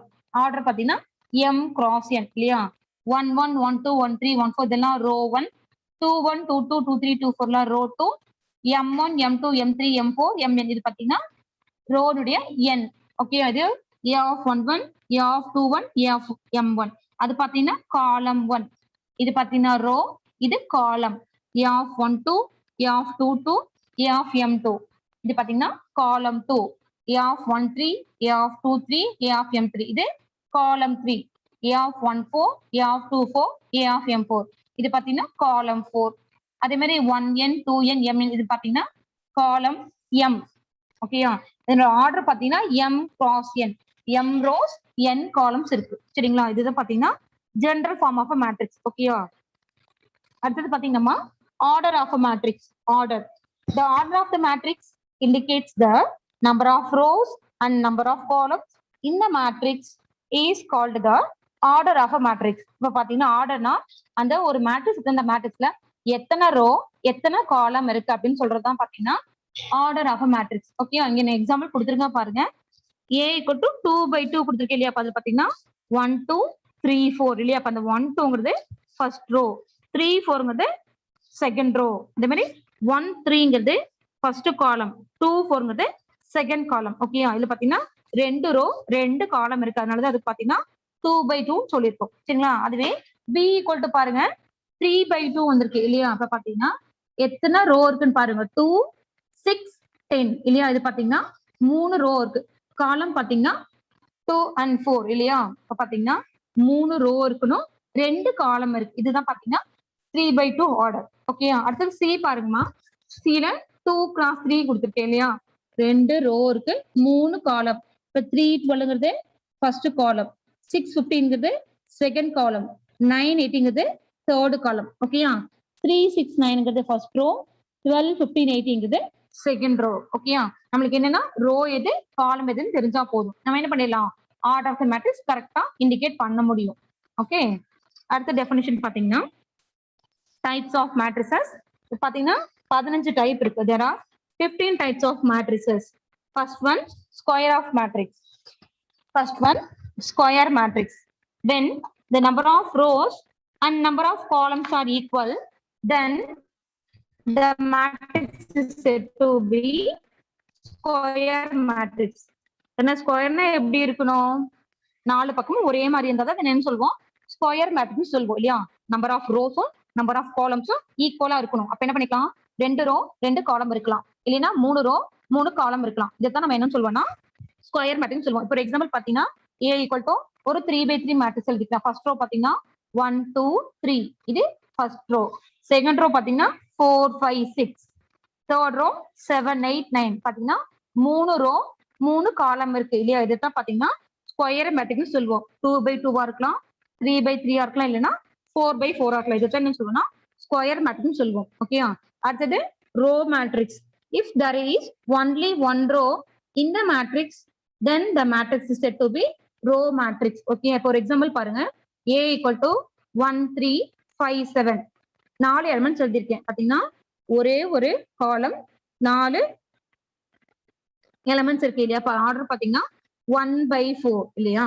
இப்ப 1 3 5 7 ஒரே ரோவா எழுதிக்கிட்டாரு. ஆர்டர் பாத்தீங்கன்னா 1 x 4, இது ரோ மேட்ரிக்ஸ். ஓகே, அடுத்து பாத்தீங்கன்னா காலம் matrix. If there is only one column in a matrix, then the matrix is said to be column matrix. Okay, அப்ப காலம்னு எழுதிக்கணும். B equal to என்ன பண்ணிக்கிறோம், கீழே கீழே எழுதிக்கணும் 1 3 5 7. ஓகே, நம்ம நம்பர்ஸ் எழுதுவோமா அதே மாதிரி 1 3 5 7, ஒன்னு கீழே ஒன்னா எழுதிக்கணும். இந்த ஆர்டர் பாத்தீங்கன்னா 4 x 1 சொல்லுவோம். இது காலம் மேட்ரிக்ஸ். ஓகே, அடுத்தது பாத்தீங்கன்னா நல் மேட்ரிக்ஸ். நல் NULL, நல் matrix. If all the elements in the matrix are zeros, then the matrix is said to be null matrix or zero matrix. இப்போ பாத்தீங்கன்னா நல்னாவே ஜீரோன்னு தெரியும் இல்லையா. அப்ப பாத்தீங்கன்னா அந்த மேட்ரிக்ஸ்ல ஜீரோஸ் மட்டும்தான் இருக்கணும், வேற எந்த நம்பர்ஸ் இருக்கக்கூடாது, 1 2 3 4 எந்த நம்பர்ஸ் இருக்கக்கூடாது, நம்மளுக்கு ஜீரோ மட்டும்தான் இருக்கணும். ஓகே, அப்ப நான் எழுதிட்டு C equal to 2 2/2 மேட்ரிக்ஸ்ல 0 0 எழுதிருக்கேன். அதுவே 3/3 மேட்ரிக்ஸ்னா 9 எலிமெண்ட்ஸுமே ஜீரோவா தான் இருக்கும். ஓகேயா. ஆர்டர் பக்கத்துல போட்டுக்கணும், 2/2 இல்லைன்னா 3/3 போட்டுக்கணும். இதுதான் பாத்தீங்கன்னா நல் மேட்ரிக்ஸ். ஓகேயா. அடுத்தது பாத்தீங்கன்னா ஐடென்டிட்டி மேட்ரிக்ஸ். ஐடென்டிட்டி மேட்ரிக்ஸ் சொல்லலைன்னா யூனிட் மேட்ரிக்ஸ்னு சொல்லலாம். ஓகேயா. A square matrix is said to be an unit matrix if the diagonal elements are 1 and non-diagonal elements are zeros. Okay, அப்ப diagonalல மட்டும்தான் கண்ணா 1 வரணும், ரிமைனிங் எல்லா எலிமெண்ட்ஸ் என்னதான் இருக்குன்னா 0 தான் இருக்கணும். ஓகே, இதுல பாத்தீங்கன்னா I2 ஐடென்டிட்டி மேட்ரிக்ஸ்ல 2/2 மேட்ரிக்ஸ்ல பாத்தீங்கன்னா 1 0 0 1, இதுதான் ஐடென்டிட்டி. அந்த 1 1 இருக்குல்ல கண்ணா, அதுதான் பாத்தீங்கன்னா டயகனல். 0 0 இருக்குல்ல, அதுதான் பாத்தீங்கன்னா நான் டயகனல். ஓகே, இது ஐடென்டிட்டில 2/2. ஓகே, இதுவே I3 3/3 மேட்ரிக்ஸ் தான் 1 0 0, இது first row. Second one 0 1 0, third row 0 0 1 பாத்தீங்கன்னா டயகனல்ல மட்டும்தான் 1 இருக்கும். ரிமைனிங் 6 எலிமெண்ட்ஸ் 0 தான் இருக்கும். இதுதான் பாத்தீங்கன்னா ஐடென்டிட்டி மேட்ரிக்ஸ். ஓகேயா? அடுத்தது பாத்தீங்கன்னா diagonal matrix. Diagonal matrix, a square matrix of whose elements except those in the principal or leading or main diagonal elements or zeros is called the diagonal matrix. ஆனா எப்படி ஈஸியா ஞாபகம் வச்சுக்கலாம்னா, இப்ப நம்ம ஐடென்டிட்டி மேட்ரிக்ஸ் ஞாபகம் வச்சிருந்தோம்ல, I3 1 0 0 0 1 0 0 0 1 இல்லையா? அங்க பாத்தீங்கன்னா டயகனல்ல 1 இருக்கு இல்லையா? இங்க பாத்தீங்கன்னா டயகனல்ல டிஃபரெண்ட் எலிமெண்ட்ஸ் இருக்கணும். இப்ப நான் பாத்தீங்கன்னா 4 0 0 0 6 0 0 0 8 கொடுத்துருக்கேன். பாத்தீங்கன்னா டயகனல் மட்டும் எலிமெண்ட்ஸ் கொடுத்துருக்கேன். ரிமைனிங் எல்லாம் ஜீரோஸ். ஆனா டயகனல் எப்படி இருக்கணும் எலிமெண்ட்ஸ் பாத்தீங்கன்னா டிஃப்ரெண்டா இருக்கணும். அதுவே சேமா இருந்தா நம்ம வந்து ஸ்கேலார்னு சொல்லிடுவோம். ஓகேயா? இப்ப டயகனல் பாத்தீங்கன்னா f equal to 4 0 0 0 6 0 0 0 8 பாத்தீங்கன்னா டயகனல் மட்டும்தான் எலிமெண்ட்ஸ் இருக்கு. ரிமைனிங் எல்லாம் ஜீரோ. இதுதான் பாத்தீங்கன்னா டயகனல் மேட்ரிக்ஸ். ஓகேயா? அடுத்தது ஸ்கேலார் மேட்ரிக்ஸ் பாத்தீங்கன்னா a diagonal matrix in which all the elements in the diagonals are equal. இப்போ பாத்தீங்கன்னா மேல டயகனல்ல டிஃப்ரெண்ட் எலிமெண்ட் கொடுத்தோம்.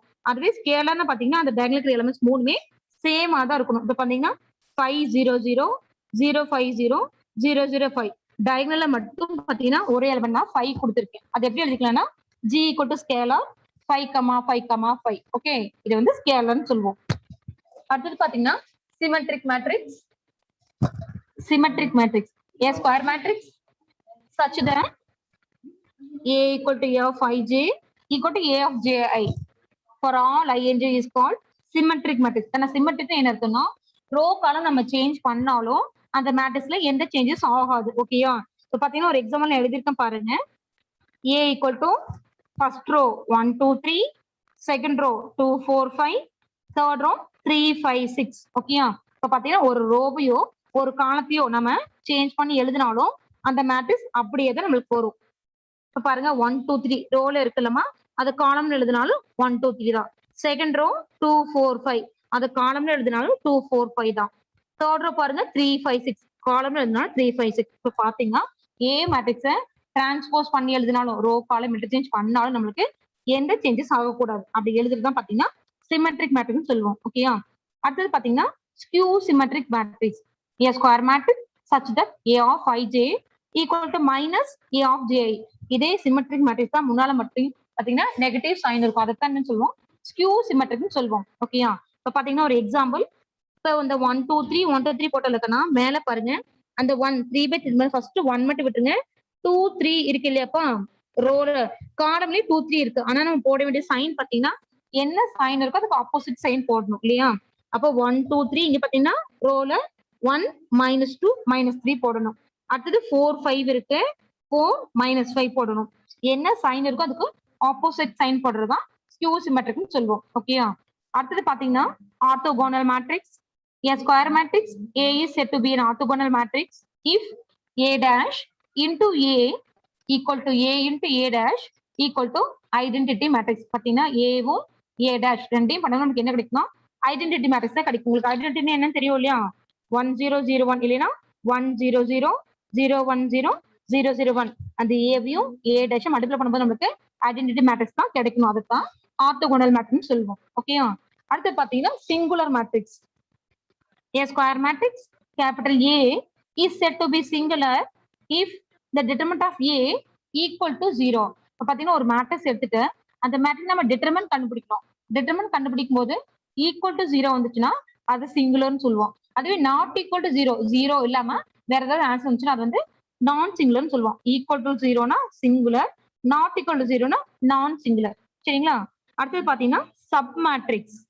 A matrix obtained by deleting one or more rows or one or more columns is called the sub matrix. இப்போ பாத்தீங்கன்னா ஒரு 3x3 matrix எடுத்துக்கிறோம். அதுல பாத்தீங்கன்னா ஒரு ரோவும் ஒரு காலம் ஏதோ ஒன்னு டெலீட் பண்ணிட்டு நம்ம எழுதிக்கிறோம் ஒரு செட். இப்ப நம்ம ஒரு செட் எடுத்துட்டு சப்செட் கண்டுபிடிச்சோம். அதே மாதிரிதான் ஒரு முழு செட் எடுத்துட்டு அதை பாதியா பிரிக்கிறது சப்செட் சொல்லுவோம் இல்லையா? அதே மாதிரிதான் சப் மேட்ரிக்ஸ். ஒரு மேட்ரிக்ஸ் எடுத்துட்டு அதை சப் மேட்ரிக்ஸா பிரிக்கிறோம். ஒரு ரோ ஒரு காலம் ஏதாவது கொஞ்சம் டெலீட் பண்ணிட்டு எடுத்துறது தான் என்னன்னு சொல்றோம்னா சப் மேட்ரிக்ஸ் சொல்லுவோம். ஓகேயா? அடுத்தது டிரான்ஸ்போஸ் ஆஃப் மேட்ரிக்ஸ். டிரான்ஸ்போஸ்னா ரோ இல்லைன்னா காலம் ஏதோ ஒண்ணு சேஞ்ச் பண்றோம். ரோவை சேஞ்ச் பண்ணும் இல்ல காலம் ரெண்டுல ஏதோ ஒன்ன மட்டும் தான் சேஞ்ச் பண்ணும். அதைத்தான் என்னன்னு சொல்லுவோம், டிரான்ஸ்போஸ் சப் மேட்ரிக்ஸ் சொல்லுவோம். ஓகே, அடுத்தது பாத்தீங்கன்னா ட்ரையாங்குலர் மேட்ரிக்ஸ். ட்ரையாங்குலர் மேட்ரிக்ஸ் பாத்தீங்கன்னா 2 டைப் இருக்கு. ஒன்னு அப்பர் ட்ரையாங்குலர், இன்னொன்னு லோயர் ட்ரையாங்குலர். அப்பர் ட்ரையாங்குலர்ல பாத்தீங்கன்னா a of ij equal to 0 for I greater than j. இப்போ ஒரு ட்ரையாங்குலர் மேட்ரிக்ஸ் எடுத்துக்கோம், ஒரு 3/3 மேட்ரிக்ஸ் எடுத்துக்கணும் பாத்தீங்கன்னா கீழே பாத்தீங்கன்னா ட்ரையாங்குலர் ஷேப்ல 0 வரணும். அப்பர் ட்ரையாங்குலா லோயர்ல ஜீரோஸ் வரணும், லோயர் ட்ரையாங்குலா அப்பர்ல ஜீரோஸ் வரணும். ஓகேயா, இவ்வளவுதான் கண்ணா பேசிக் maths. Thank you all. Students, you have any queries? Yes, ma'am. Now I welcome Dr. K. Sangeeta ma'am to take over the session. Students, a warm greeting to all my dear students. Welcome to the basic understanding of accounting sessions. Okay.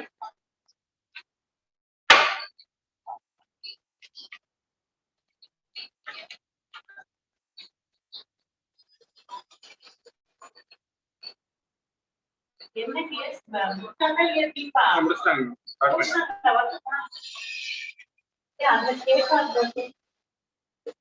Okay, students. Now we have to see the accounting rules. First, you have to see accounting rules. What is a real account? Real account. We have debit what comes into the business, and then credit what goes out to the business. Okay, next is a personal account. Personal account, debit the receiver and then credit the giver. As a nominal, debit the expenses or loss of the business and then credit the income or gain of the business. So now you have to see what is an account. What is an accounting? See, an accounting is the process of recording, classifying, analyzing, and interpreting the business transaction, which can be measured in terms of money. Okay, so thus accounting keeps a permanent record of all the business transactions. Now, what listen, as accounting helps in knowing the true financial position of the business. So, if the financial position, if the business are go to the rent or profit, then accounting provides all valid financial information to owners, banks, customers, government, and other outside parties make a correct decisions. Next, as a process of accounting. Process of accounting, listen, as a business transactions. Business transactions. First, you have to see the business transactions, and then you go to the journal entries. Listen, and then after you have to enter the journal entries, you post into the ledger, and then you have to take out the ledger transaction into the trial balance, and the last you have to see the final accounts. In final accounts, you have to prepare the trading account, profit and loss account, and then balance sheet. Next, you have to see the basic terms of accounting concepts.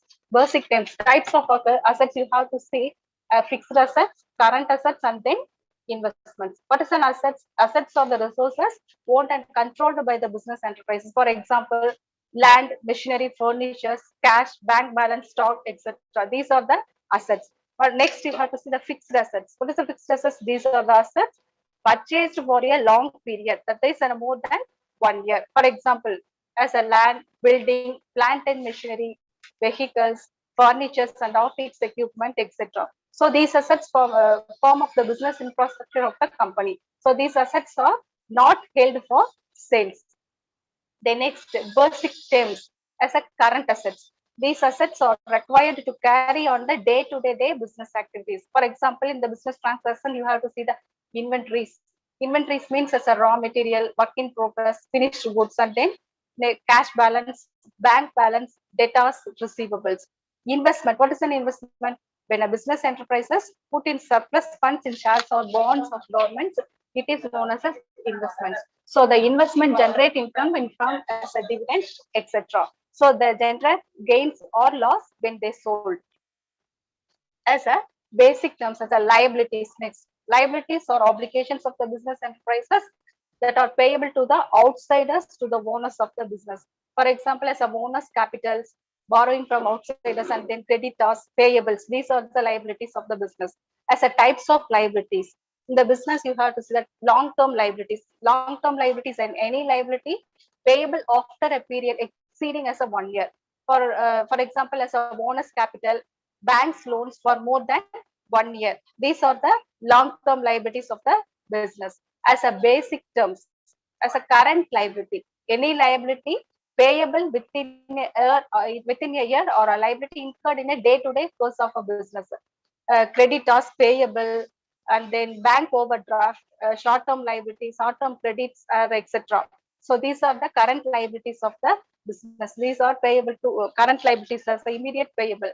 So you have to see the balance sheet of the accounting statement. In liability sides, you have to post the accounts as a owner capital, outsiders liabilities. So you have to calculate, then you have to find out the total liabilities of the business. In asset side, first you have to put the fixed assets of the firm, and then current assets, and then investment. And now you have to calculate the total assets of the company. So in liability side, you have to enter only the owner's capital, outsiders liabilities, and then total. You have to calculate the total liabilities, and then asset side you have to put the fixed assets, current assets, and then investment.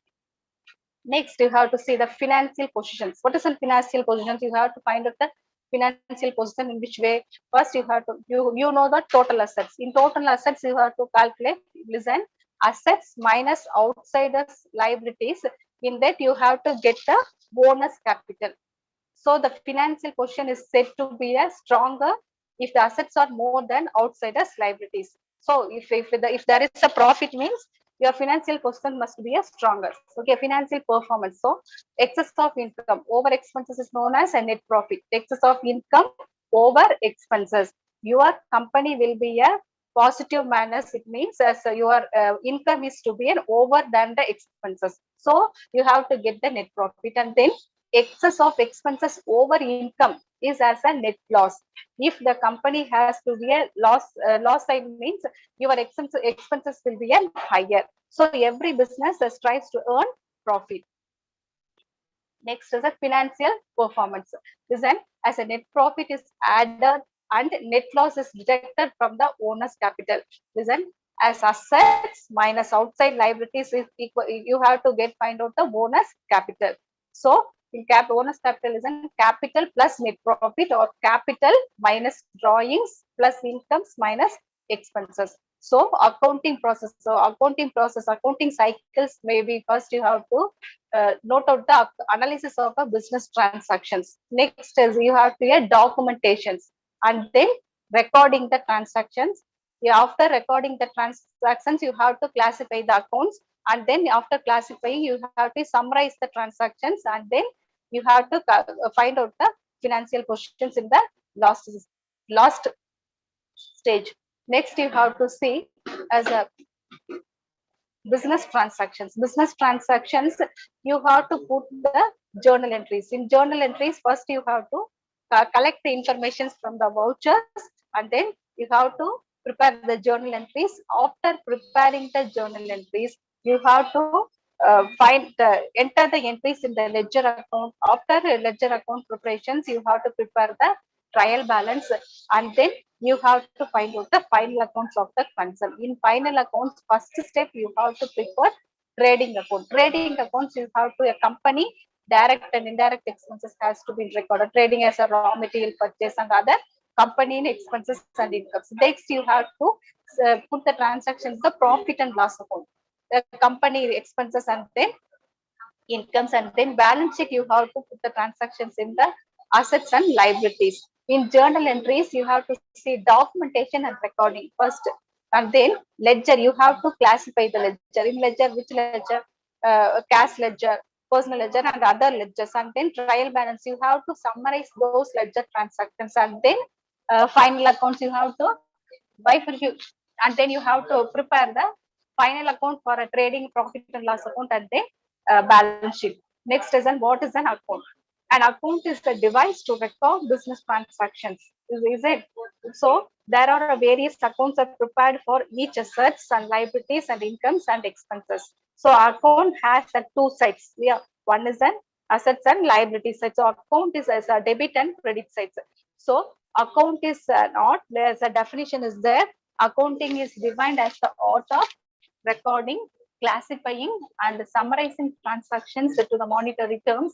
In monetary terms means for the preparation of financial statements. Next is an accounting cycle. You have a 7 stage in accounting cycle. You have a 7 stage. First stage is a source of document. In which source you have to collect the document for a vouchers document, and then after you have to collect the documentations. You have to prepare a journal entries. You have to first prepare a journal entries, and then you after you prepare a journal entries, you put the journal entries into the ledger, various types of ledger. For example, cash ledger, sales ledger, purchase ledger, and then others. Stage 4, and then you have to, after preparation of a stage ledger, you have to put the ledger into the trial balance, and then trial balance you make an adjustment, and after adjustment is has to be taken. Then sixth stage you have to you go for a closing account and stock valuations, and then finally you have to preparation of an final accounts. And then what is a debit and credit? So first in accounting in account subject, you have to have two sides as a debit and credit side. Debit is the left hand side of an account, and then the amount written on the left side of an account are called debits. So credit side is the right side of an account. So that's the amount written on the right side of an account are called credits. Listen, as a debit is the left hand side of an account, and then the amounts on left side of account are called debits, and then credit side is an account. That's the amount on the right side of an account are called credits. Next is a debit balance and then credit balance. So every account has a debit or a credit balance. What is a debit balance? The debit balance as an account has a debit balance when the total or a debit side is more than the total of the credit side. The total amount has to be debit side is more than the total assets of the credit side is a debit balance, and then all the assets and expenses has to be a debit balance. So for as an assets or expenses, an increase in a return on debit side and decrease on credit side. Next, you have to see the credit balance. So when the total of credit side is more than the total of debit side, it is known as the credit balance. Students, you have to differentiate to know each the sides, debit side and account debit balance. When the total of debit side is more than the total of the credit side, in credit balance, the total credit side is more than the total of debit side. It is known as a credit balance. So all the liabilities in credit balance, all liabilities and incomes have a credit balance, and then for a liabilities and incomes, and it is an increase in return on credit side and decrease in return on debit side. Rules of a debit and credit. What is the rules? The system of accounting is a double entry system. Under this entry system, in this entry system of accounting, every transaction has a two effects. One,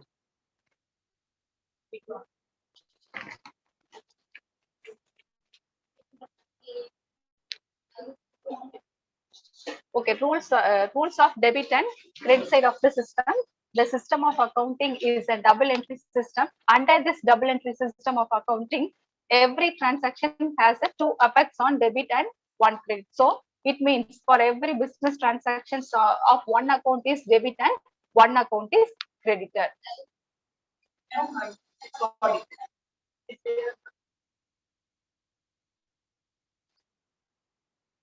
So next, your students, you have to know the rules of debit and credit side of the business.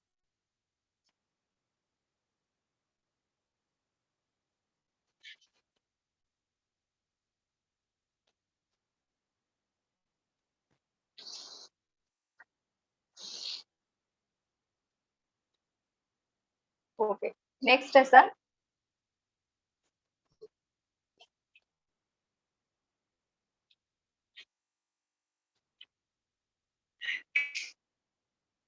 so in this accounting cycle, you have to see the 7 stages. After you have to complete these transactions, you have to know the rules of debit side. You have the golden rules. All the students, you have to know the golden rules. There is a real account, personal account, and then nominal account. In the students, you have to understand or not.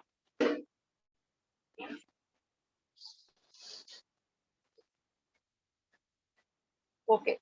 In the golden accounting rules, first rules you have to see as a real account. Real account in this real account, debit what comes into the business, and then credit what goes out from the business. In the personal account, debit the receiver and then credit the giver, nominal account, debit the expenses or loss of the business, credit the incomes or gain of the business. So all these transactions in accounting rules, you have to, thus I have to say accounting is the process of recording, classifying, analyzing and interpreting the business transactions which can be measured in terms of money.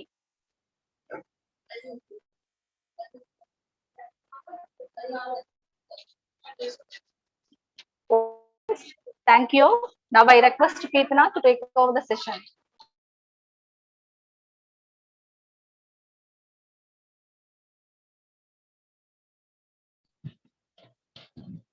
Good morning, everyone. Myself, Keetina, going to take a computer networking and computer hardware and networking concepts. Okay. Okay. First of all, you have to open your mouth and say, what is the need? Okay. What is the need of a computer science? Anyone?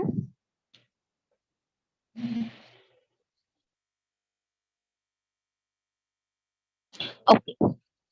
Why we are going to study the computer science subject? Okay. The most important aspect of a computer science is to problem solving. Okay. Problem solving. It is an essential skill for our life. Okay. நம்ம லைஃப்க்கு வந்து ரொம்ப ரொம்ப ரொம்ப important ஆனது வந்து problem solving. Okay. Computer சயின்ஸோட main important ஆஸ்பெக்டே பார்த்தீங்க அப்படின்னா ப்ராப்ளம் சால்விங் தான். இப்போ one of students study the design, development and analysis of both software and hardware. Okay. It is used to solve the problems in variety of business. Okay, variety of business, scientific and social context. For this purpose, we study the computer science. Okay.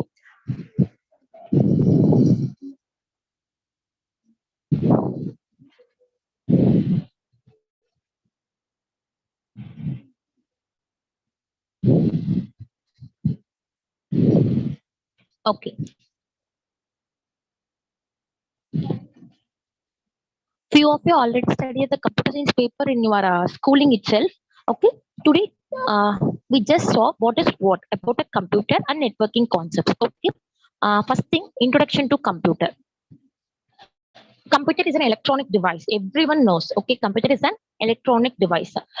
Computer என்ன பண்ணும் அப்படின்னா it processes raw data.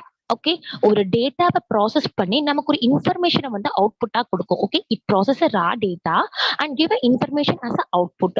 Okay, it accept data as input. Okay, from this diagram you easily understand. Okay, it computer accept the input as data. Okay, it went to the storage device. Okay, after that some processing happens. Okay, by using with the help of CPU. Okay, some processing happens with the help of CPU and the output will be displayed as an information. Okay, input. Okay, input is accepted as a data. It transferred to the storage device. Okay, it is processed. Some processing happens in central processing unit and the output will be displayed as an information. Okay, now we're going to see about the generation of computers. Okay, totally there are 5 generation till date. Okay, at present from 1946 to till now, we classified as an 5 generation. Okay, அந்த generation அப்படிங்கிறது பாத்தீங்க அப்படின்னா எதை வச்சு போடுவாங்க அப்படின்னா it is based on a size. Okay, கம்ப்யூட்டரோட சைஸை பொறுத்து போட்டிருப்பாங்க. பேஸ்ட் ஆன் மெக்கானிசம், எந்த மெக்கானிசம் அது ஒர்க் ஆகுது அப்படிங்கறத வச்சு போட்டிருப்பாங்க. நெக்ஸ்ட் பேஸ்ட் ஆன் பர்பஸ், இதை பேஸ் பண்ணி வந்து ஜென்ரேஷனும் கம்ப்யூட்டரோட டைப்ஸும் வந்து நம்ம டிவைட் பண்ணிருப்போம். Okay, first generation in 1946 to 1959 அந்த டைம்ல பாத்தீங்க அப்படின்னா கம்ப்யூட்டர்ஸ் வந்து பேஸ்ட் ஆன் எலக்ட்ரானிக் வால்வ்ஸ் அப்படின்னு சொல்லுவாங்க. Electronic valves is nothing but a vacuum tubes. Okay, இதுல வந்து common popular first generation computer ENIAC, EDVAC, UNIVAC இதெல்லாம் தான். நெக்ஸ்ட் பாத்தீங்க அப்படின்னா second generation computer. Second generation computer வந்து எப்ப எவால்வ் ஆச்சு அப்படின்னா வந்து 1959 to 1965. இது மெயினா எதை பேஸ் பண்ணி இருக்கு அப்படின்னா டிரான்சிஸ்டர். ஒவ்வொரு ஜென்ரேஷனும் பாத்தீங்க அப்படின்னா ஒவ்வொரு இதை பேசிஸா வச்சு ப்ராசஸ் ஆயிருக்கும். ஃபர்ஸ்ட் ஜென்ரேஷன் பாத்தீங்க அப்படின்னா வேக்கம் டியூப்ஸ் தான் வந்து அது பேஸா இருக்கும். செகண்ட் ஜென்ரேஷன் டிரான்சிஸ்டர் தான் வந்து டிரான்சிஸ்டரை பேஸ் பண்ணி தான் வந்து நம்மளோட கம்ப்யூட்டர்ஸ் வந்து ஆப்ரேட் ஆச்சு. தேர்ட் ஜென்ரேஷன் பாத்தீங்க அப்படின்னா during the year 1965 to 1971 it is based on a integrated circuits. Okay, next பாத்தீங்க அப்படின்னா fourth generation computer 1971 to 1980 it is based on a VLSI okay, very large scale integrated circuits. இதுதான் வந்து VLSIன்னு சொல்லுவாங்க. 4th generation எதை கம்ப்ளீட்டா base பண்ணி இருந்தது அப்படின்னா VLSI பேஸ் பண்ணி இருந்தது. Next okay 5th generation from 1982 till now இப்ப வரைக்கும் ஓகே கம்ப்ளீட்டா எதை பேஸ் பண்ணி இருக்கு அப்படின்னா ULSI is nothing but ultra large scale integration artificial intelligence and parallel processing hardware. Okay, இப்ப கரண்டா in development, already pre developed ஆயிடுச்சு, இன்னும் ஸ்டில் இன் டெவலப்மெண்ட். ஓகேவா, ஸ்டில் இன் டெவலப்மெண்ட். எதுல டெவலப்டா இருக்கு அப்படின்னா artificial intelligence and parallel processing hardware. 5th generation computer பாத்தீங்க அப்படின்னா எதையெல்லாம் 5th ஜெனரேஷன் கம்ப்யூட்டர்னு சொல்லுவாங்கன்னா desktop, laptop, notebook computers. Desktop is nothing but your நீங்க வீட்ல வச்சிருப்பீங்க தெரியுமா, கம்ப்யூட்டர், CPU, மவுஸ், கீபோர்டோட ஒரு attach thing, that is a desktop. Okay, laptop everyone knows, notebook computer also everyone knows. Okay, இதுதான் வந்து these are the 5 generation of computer. First generation is based on vacuum tubes, second generation is based on transistors, third generation is based on ICs, integrated circuits, fourth generation is based on a VLSI, very large scale integrated circuits, fifth generation is based on a multiple technologies. First one is an ULSI, artificial intelligence, parallel processing hardware. Okay, next we moving to a types of computer. Okay, by depending upon internal structures, depending upon the internal structures and applicability, computer is categorized as the following. Okay, என்ன மாதிரி எல்லாம் அதோட internal ஸ்ட்ரக்சரை பொறுத்து, அதோட accessing பொறுத்து, அதோட சைஸை பொறுத்து எந்த மாதிரி எல்லாம் வந்து கம்ப்யூட்டர் வந்து டிவைட் பண்றாங்க அப்படின்னா first thing is on main frame computer. Main frame அப்படிங்கிறது பாத்தீங்க அப்படின்னா high capacity and costly computer அப்படின்னு சொல்லுவாங்க. ஓகே, மெயின் ஃப்ரேம் அப்படிங்கிறது வந்து அதோட கெப்பாசிட்டி வந்து very high and it's also costly computer. Okay, it is largely used by a big organization. இது யார் யூஸ் பண்ணுவாங்க அப்படின்னா வந்து மிகப்பெரிய பிக் ஆர்கனைசேஷன் யூஸ் பண்ணுவாங்க. Why? Because many people can use it simultaneously. நிறைய பீப்புள் வந்து அதை சைமல்டேனியஸா யூஸ் பண்ண முடியும். ஓகே, நெக்ஸ்ட் திங் பாத்தீங்க அப்படின்னா super computer. when compared to mainframe, super computer பாத்தீங்க அப்படின்னா it is a very fastest and also very expensive one. Okay, it is the very fastest and also very expensive one. Okay, இந்த super computer பாத்தீங்க அப்படின்னா உங்களை மாதிரி ஒரு knowledgeable தான். Okay, because it solve up 10 trillion individual calculation per second. Within a fraction of second, it can ability to solve a 10 trillion individual calculations. அதாவது 10 trillion calculations வந்து per secondல perform பண்ணக்கூடிய திறமை கொண்டது. ஓகே, அதோட எபிலிட்டி நமக்கு super கம்ப்யூட்டர்ல இருக்கும். After that பாத்தீங்க அப்படின்னா ஒர்க் ஸ்டேஷன் கம்ப்யூட்டர். ஓகே, இந்த கம்ப்யூட்டர் பாத்தீங்க அப்படின்னா it is a high end and also expensive one. இது எதுக்காக வந்து டெவலப் பண்ணாங்க அப்படின்னா it is used to solve a complex work பர்பஸ்க்காக. நெக்ஸ்ட் திங் பர்சனல் கம்ப்யூட்டர், அதுதான் வந்து பிசி அப்படின்னு சொல்லுவோம். சிங்கிள் யூசருக்காக டெவலப் பண்ணதான் it is a low capacity computer. Okay, after that Apple Macintosh, இது டெவலப் பண்ணது யாரு அப்படின்னா வந்து ஆப்பிள் கம்பெனி.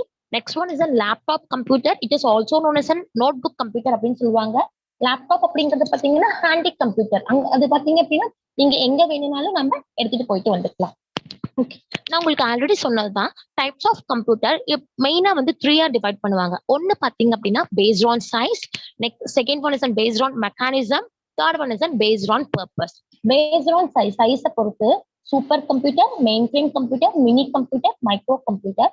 அந்த மைக்ரோ கம்ப்யூட்டருக்குள்ளதான் வந்து டெஸ்க்டாப், லேப்டாப், ஃபார்ம் டாப், இந்த 3 டிவைட் பண்ணுவாங்க.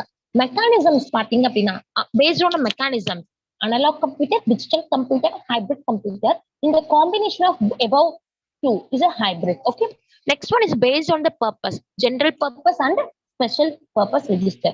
Okay, next thing is an components of a computer. Okay, listen, components of a computer. கம்ப்யூட்டர்ல வந்து என்னென்ன காம்பனன்ட்ஸ் இருக்கு உனக்கே தெரியும். கண்டிப்பா கம்ப்யூட்டர் அப்படிங்கிறப்போ இன்புட் இருக்கணும். நீ வந்து கொடுக்க போற data that is an input. உனக்கு சிஸ்டம் கிட்ட இருந்து கிடைக்கிறது வந்து output. Okay, input and output is a main thing. Okay, அது இல்லாம வேற என்னென்னலாம் இருக்கும்? கண்ட்ரோல் யூனிட் இருக்கும், உன்னோட டிரான்ஸ்ஃபர்ஸ் எல்லாத்தையும் கண்ட்ரோல் பண்றதுக்கு. ஓகே, நீ கொடுக்குற ஆப்ரேஷன்ஸை பெர்ஃபார்ம் பண்றதுக்கு, மேத்தமெட்டிக்கல் ஆப்ரேஷன்ஸ், லாஜிக்கல் ஆப்ரேஷன்ஸை பெர்ஃபார்ம் பண்றதுக்கு ALU unit. Okay, arithmetic and logical unit. Next எல்லாமே பெர்ஃபார்ம் பண்றோம், அதை கண்டிப்பா ஒரு இடத்துல ஸ்டோர் பண்ணி வைக்கணுமா?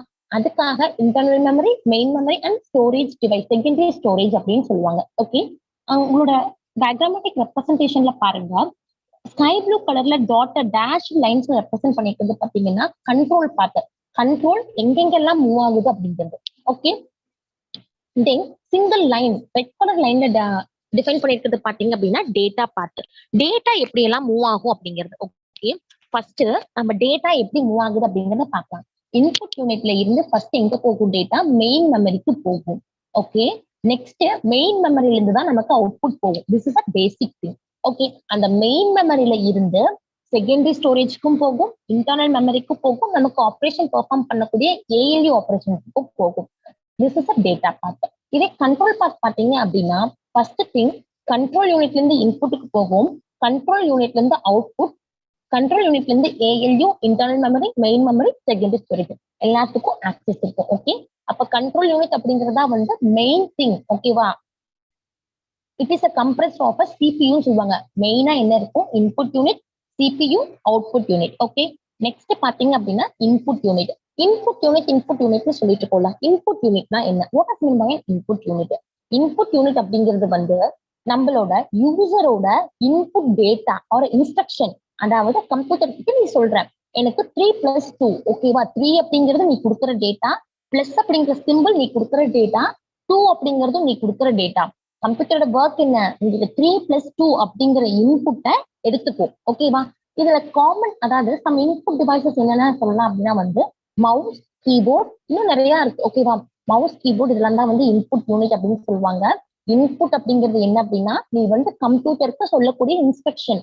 எனக்கு வந்து இதை ப்ராசஸ் பண்ணி கொடு, இந்த டேட்டாவை ப்ராசஸ் பண்ணி கொடு. ஓகேவா, அப்ப 3+2 is your input. Okay, output unit அப்படிங்கிறது பாத்தீங்க அப்படின்னா இது என்ன பண்ணும்? உங்களோட இன்புட்டை வந்து ஒரு டிசைட் ஃபார்மேட்டுக்கு ப்ராசஸ் பண்ணி உனக்கு அவுட்புட்டா கொடுக்கும். ஓகே, அவுட்புட் யூனிட் அப்படிங்கிறது வந்து it provide output to the user. நீ 3+2 = 5. 5 அப்படிங்கிறது வந்து அவுட்புட் யூனிட்ல கால்குலேட் ஆகாது. Just it is display the result. ஓகேவா, அவுட்புட் யூனிட் அப்படிங்கிறது வந்து என்ன சொல்றது, இப்போ உனக்கு டெலிவிஷன் மாதிரி. ஓகே, டெலிவிஷன்ல வந்து நீ எப்படி ஒரு பாட்டு கேட்க முடியும், ஒரு பிலிம் பார்க்க முடியுமோ, உங்களோட அவுட்புட் மட்டும் தான் வந்து நீங்க அவுட்புட் யூனிட்ல பார்க்க முடியும். ஓகே, பெஸ்ட் எக்ஸாம்பிள்ஸ் என்னது? மானிட்டர், பிரிண்டர், இதெல்லாம் தான். Okay, next thing is a control unit. Okay, from the name itself you know. Okay, it control all the computer functions and functionalities. Okay, computer ஓட எல்லா functions functionalities வந்து control பண்றதா control unit அப்படின்னு சொல்லுவாங்க. It is generally called as an CU. Okay, control unit வந்து எப்படி சொல்லுவாங்க அப்படின்னா CU அப்படின்னு சொல்லுவாங்க. அதாவது கம்ப்யூட்டர்ல கனெக்ட் ஆயிருக்கிற எல்லா காம்பனன்ட்ஸும் டிவைஸும் கண்டிப்பா கண்ட்ரோல் யூனிட் கூட இன்டராக்ட் பண்ணிட்டு தான் போகும். Okay, next thing is an ALU, arithmetic and logic unit. Okay, next thing is an ALU, arithmetic and logic unit. It helps to perform all arithmetic and logic operations. It helps to perform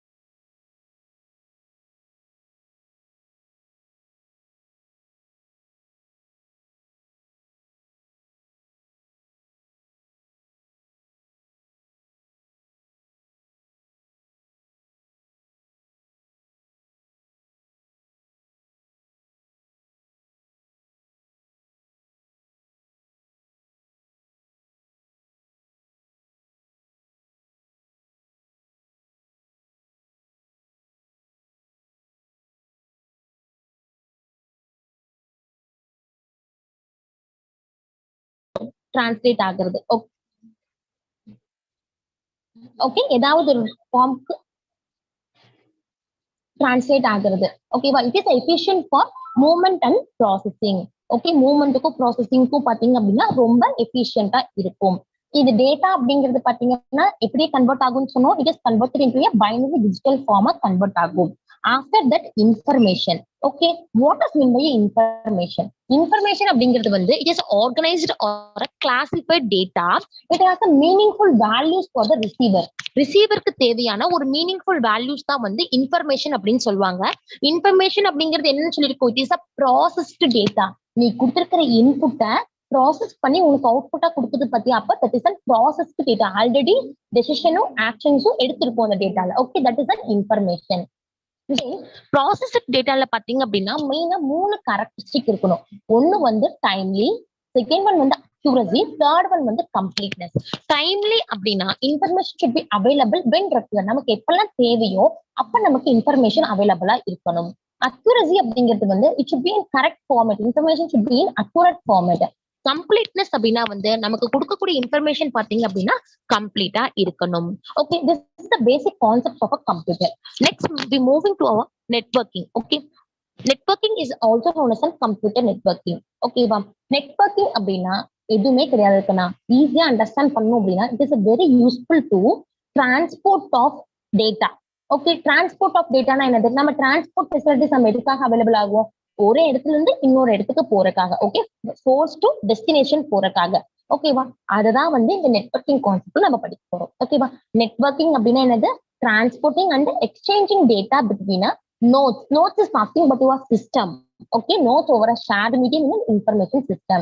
okay, ஒரு கம்ப்யூட்டர்ல இருந்து இன்னொரு கம்ப்யூட்டருக்கு data share பண்றதுக்காக நாம போறதா வந்து networking concept. Okay, next பாத்தீங்க அப்படின்னா network consist of 2 or more computers that is linked in order to share resources.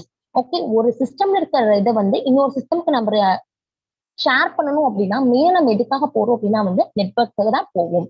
Okay, மெயினா பாத்தீங்க அப்படின்னா 2 டைப் ஆஃப் நெட்வொர்க். மெயினா வந்து 2 டைப் ஆஃப் நெட்வொர்க் இருக்கு. ஒன்னு பாத்தீங்க அப்படின்னா local area network, another one is an wide area network. Okay, இதுதான் வந்து very common type of network அப்படின்னு சொல்லுவாங்க. அந்த டயக்ராம்ல பாரு, சென்ட்ரல் இருக்க CPU that is in shared medium, it is shared by all other nodes. Nodes is also known as a computer. ஓகேவா, இதுதான் வந்து ஷேர்டு மீடியம். ஓகேவா, இதுதான் நெட்வொர்க். நெட்வொர்க் மூலமா மத்ததுக்கு டிரான்ஸ்ஃபர் பண்றாங்க. தென் கம்ப்யூட்டர் நெட்வொர்க்கோட டைப்ஸ் வந்து மெயினா நம்ம என்ன சொன்னோம் அப்படின்னா லேன் அண்ட் வேன், local area and wide area. Other than that இன்னும் 2 என்ன அப்படின்னா வந்து MAN, metropolitan area network, and PAN, personal area network அப்படின்னு சொல்லுவாங்க. இந்த 2ம் இன்க்ளூட் ஆகுது.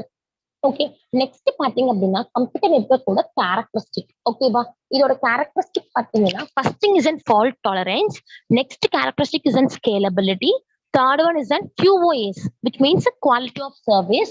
Fourth one is an security. Okay, fault tolerance. Okay, fault tolerance அப்படிங்கிறது என்ன அப்படின்னா ability to continue working despite failures and ensure no loss of service.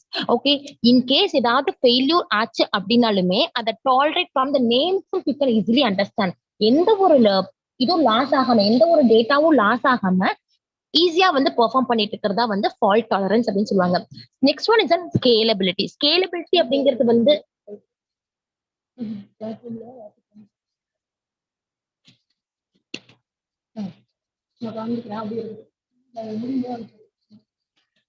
Scalability அப்படிங்கிறது nothing but ability to grow. Okay, grow அப்படின்னா இந்த வளர்ச்சி தான் வந்து scalability அப்படின்னு சொல்லுவாங்க. ஓகே, க்ரோ அப்படிங்கிறது எதை பொறுத்து இருக்கு அப்படின்னா வந்து it is entirely based on the performance of the computer. Okay, scalability அப்படிங்கிறது nothing but an ability to grow. Okay, அந்த வளர்ச்சி எதை வச்சு இருக்கும் அப்படின்னா வந்து நம்மளோட கம்ப்யூட்டரோட performance.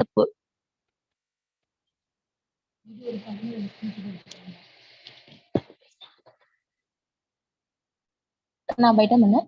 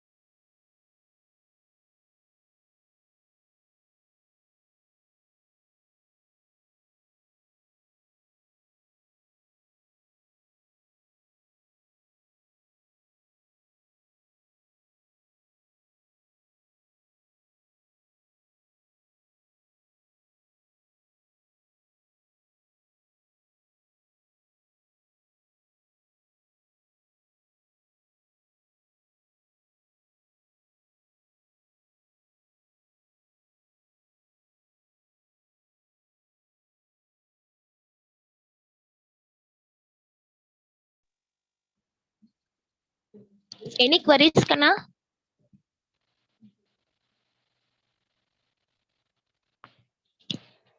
Okay. Now I'm post a feedback link in chat box. Kindly fill the feedback.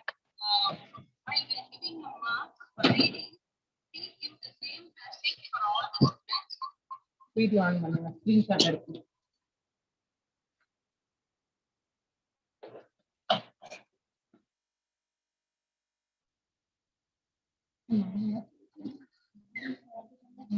மட்டும் காமிக்கிற மாதிரி வெளியே மட்டும்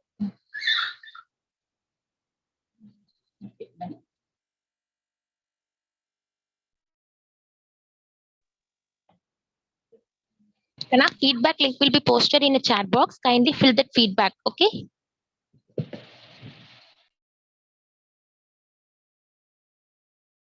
It will be open only for 5 minutes.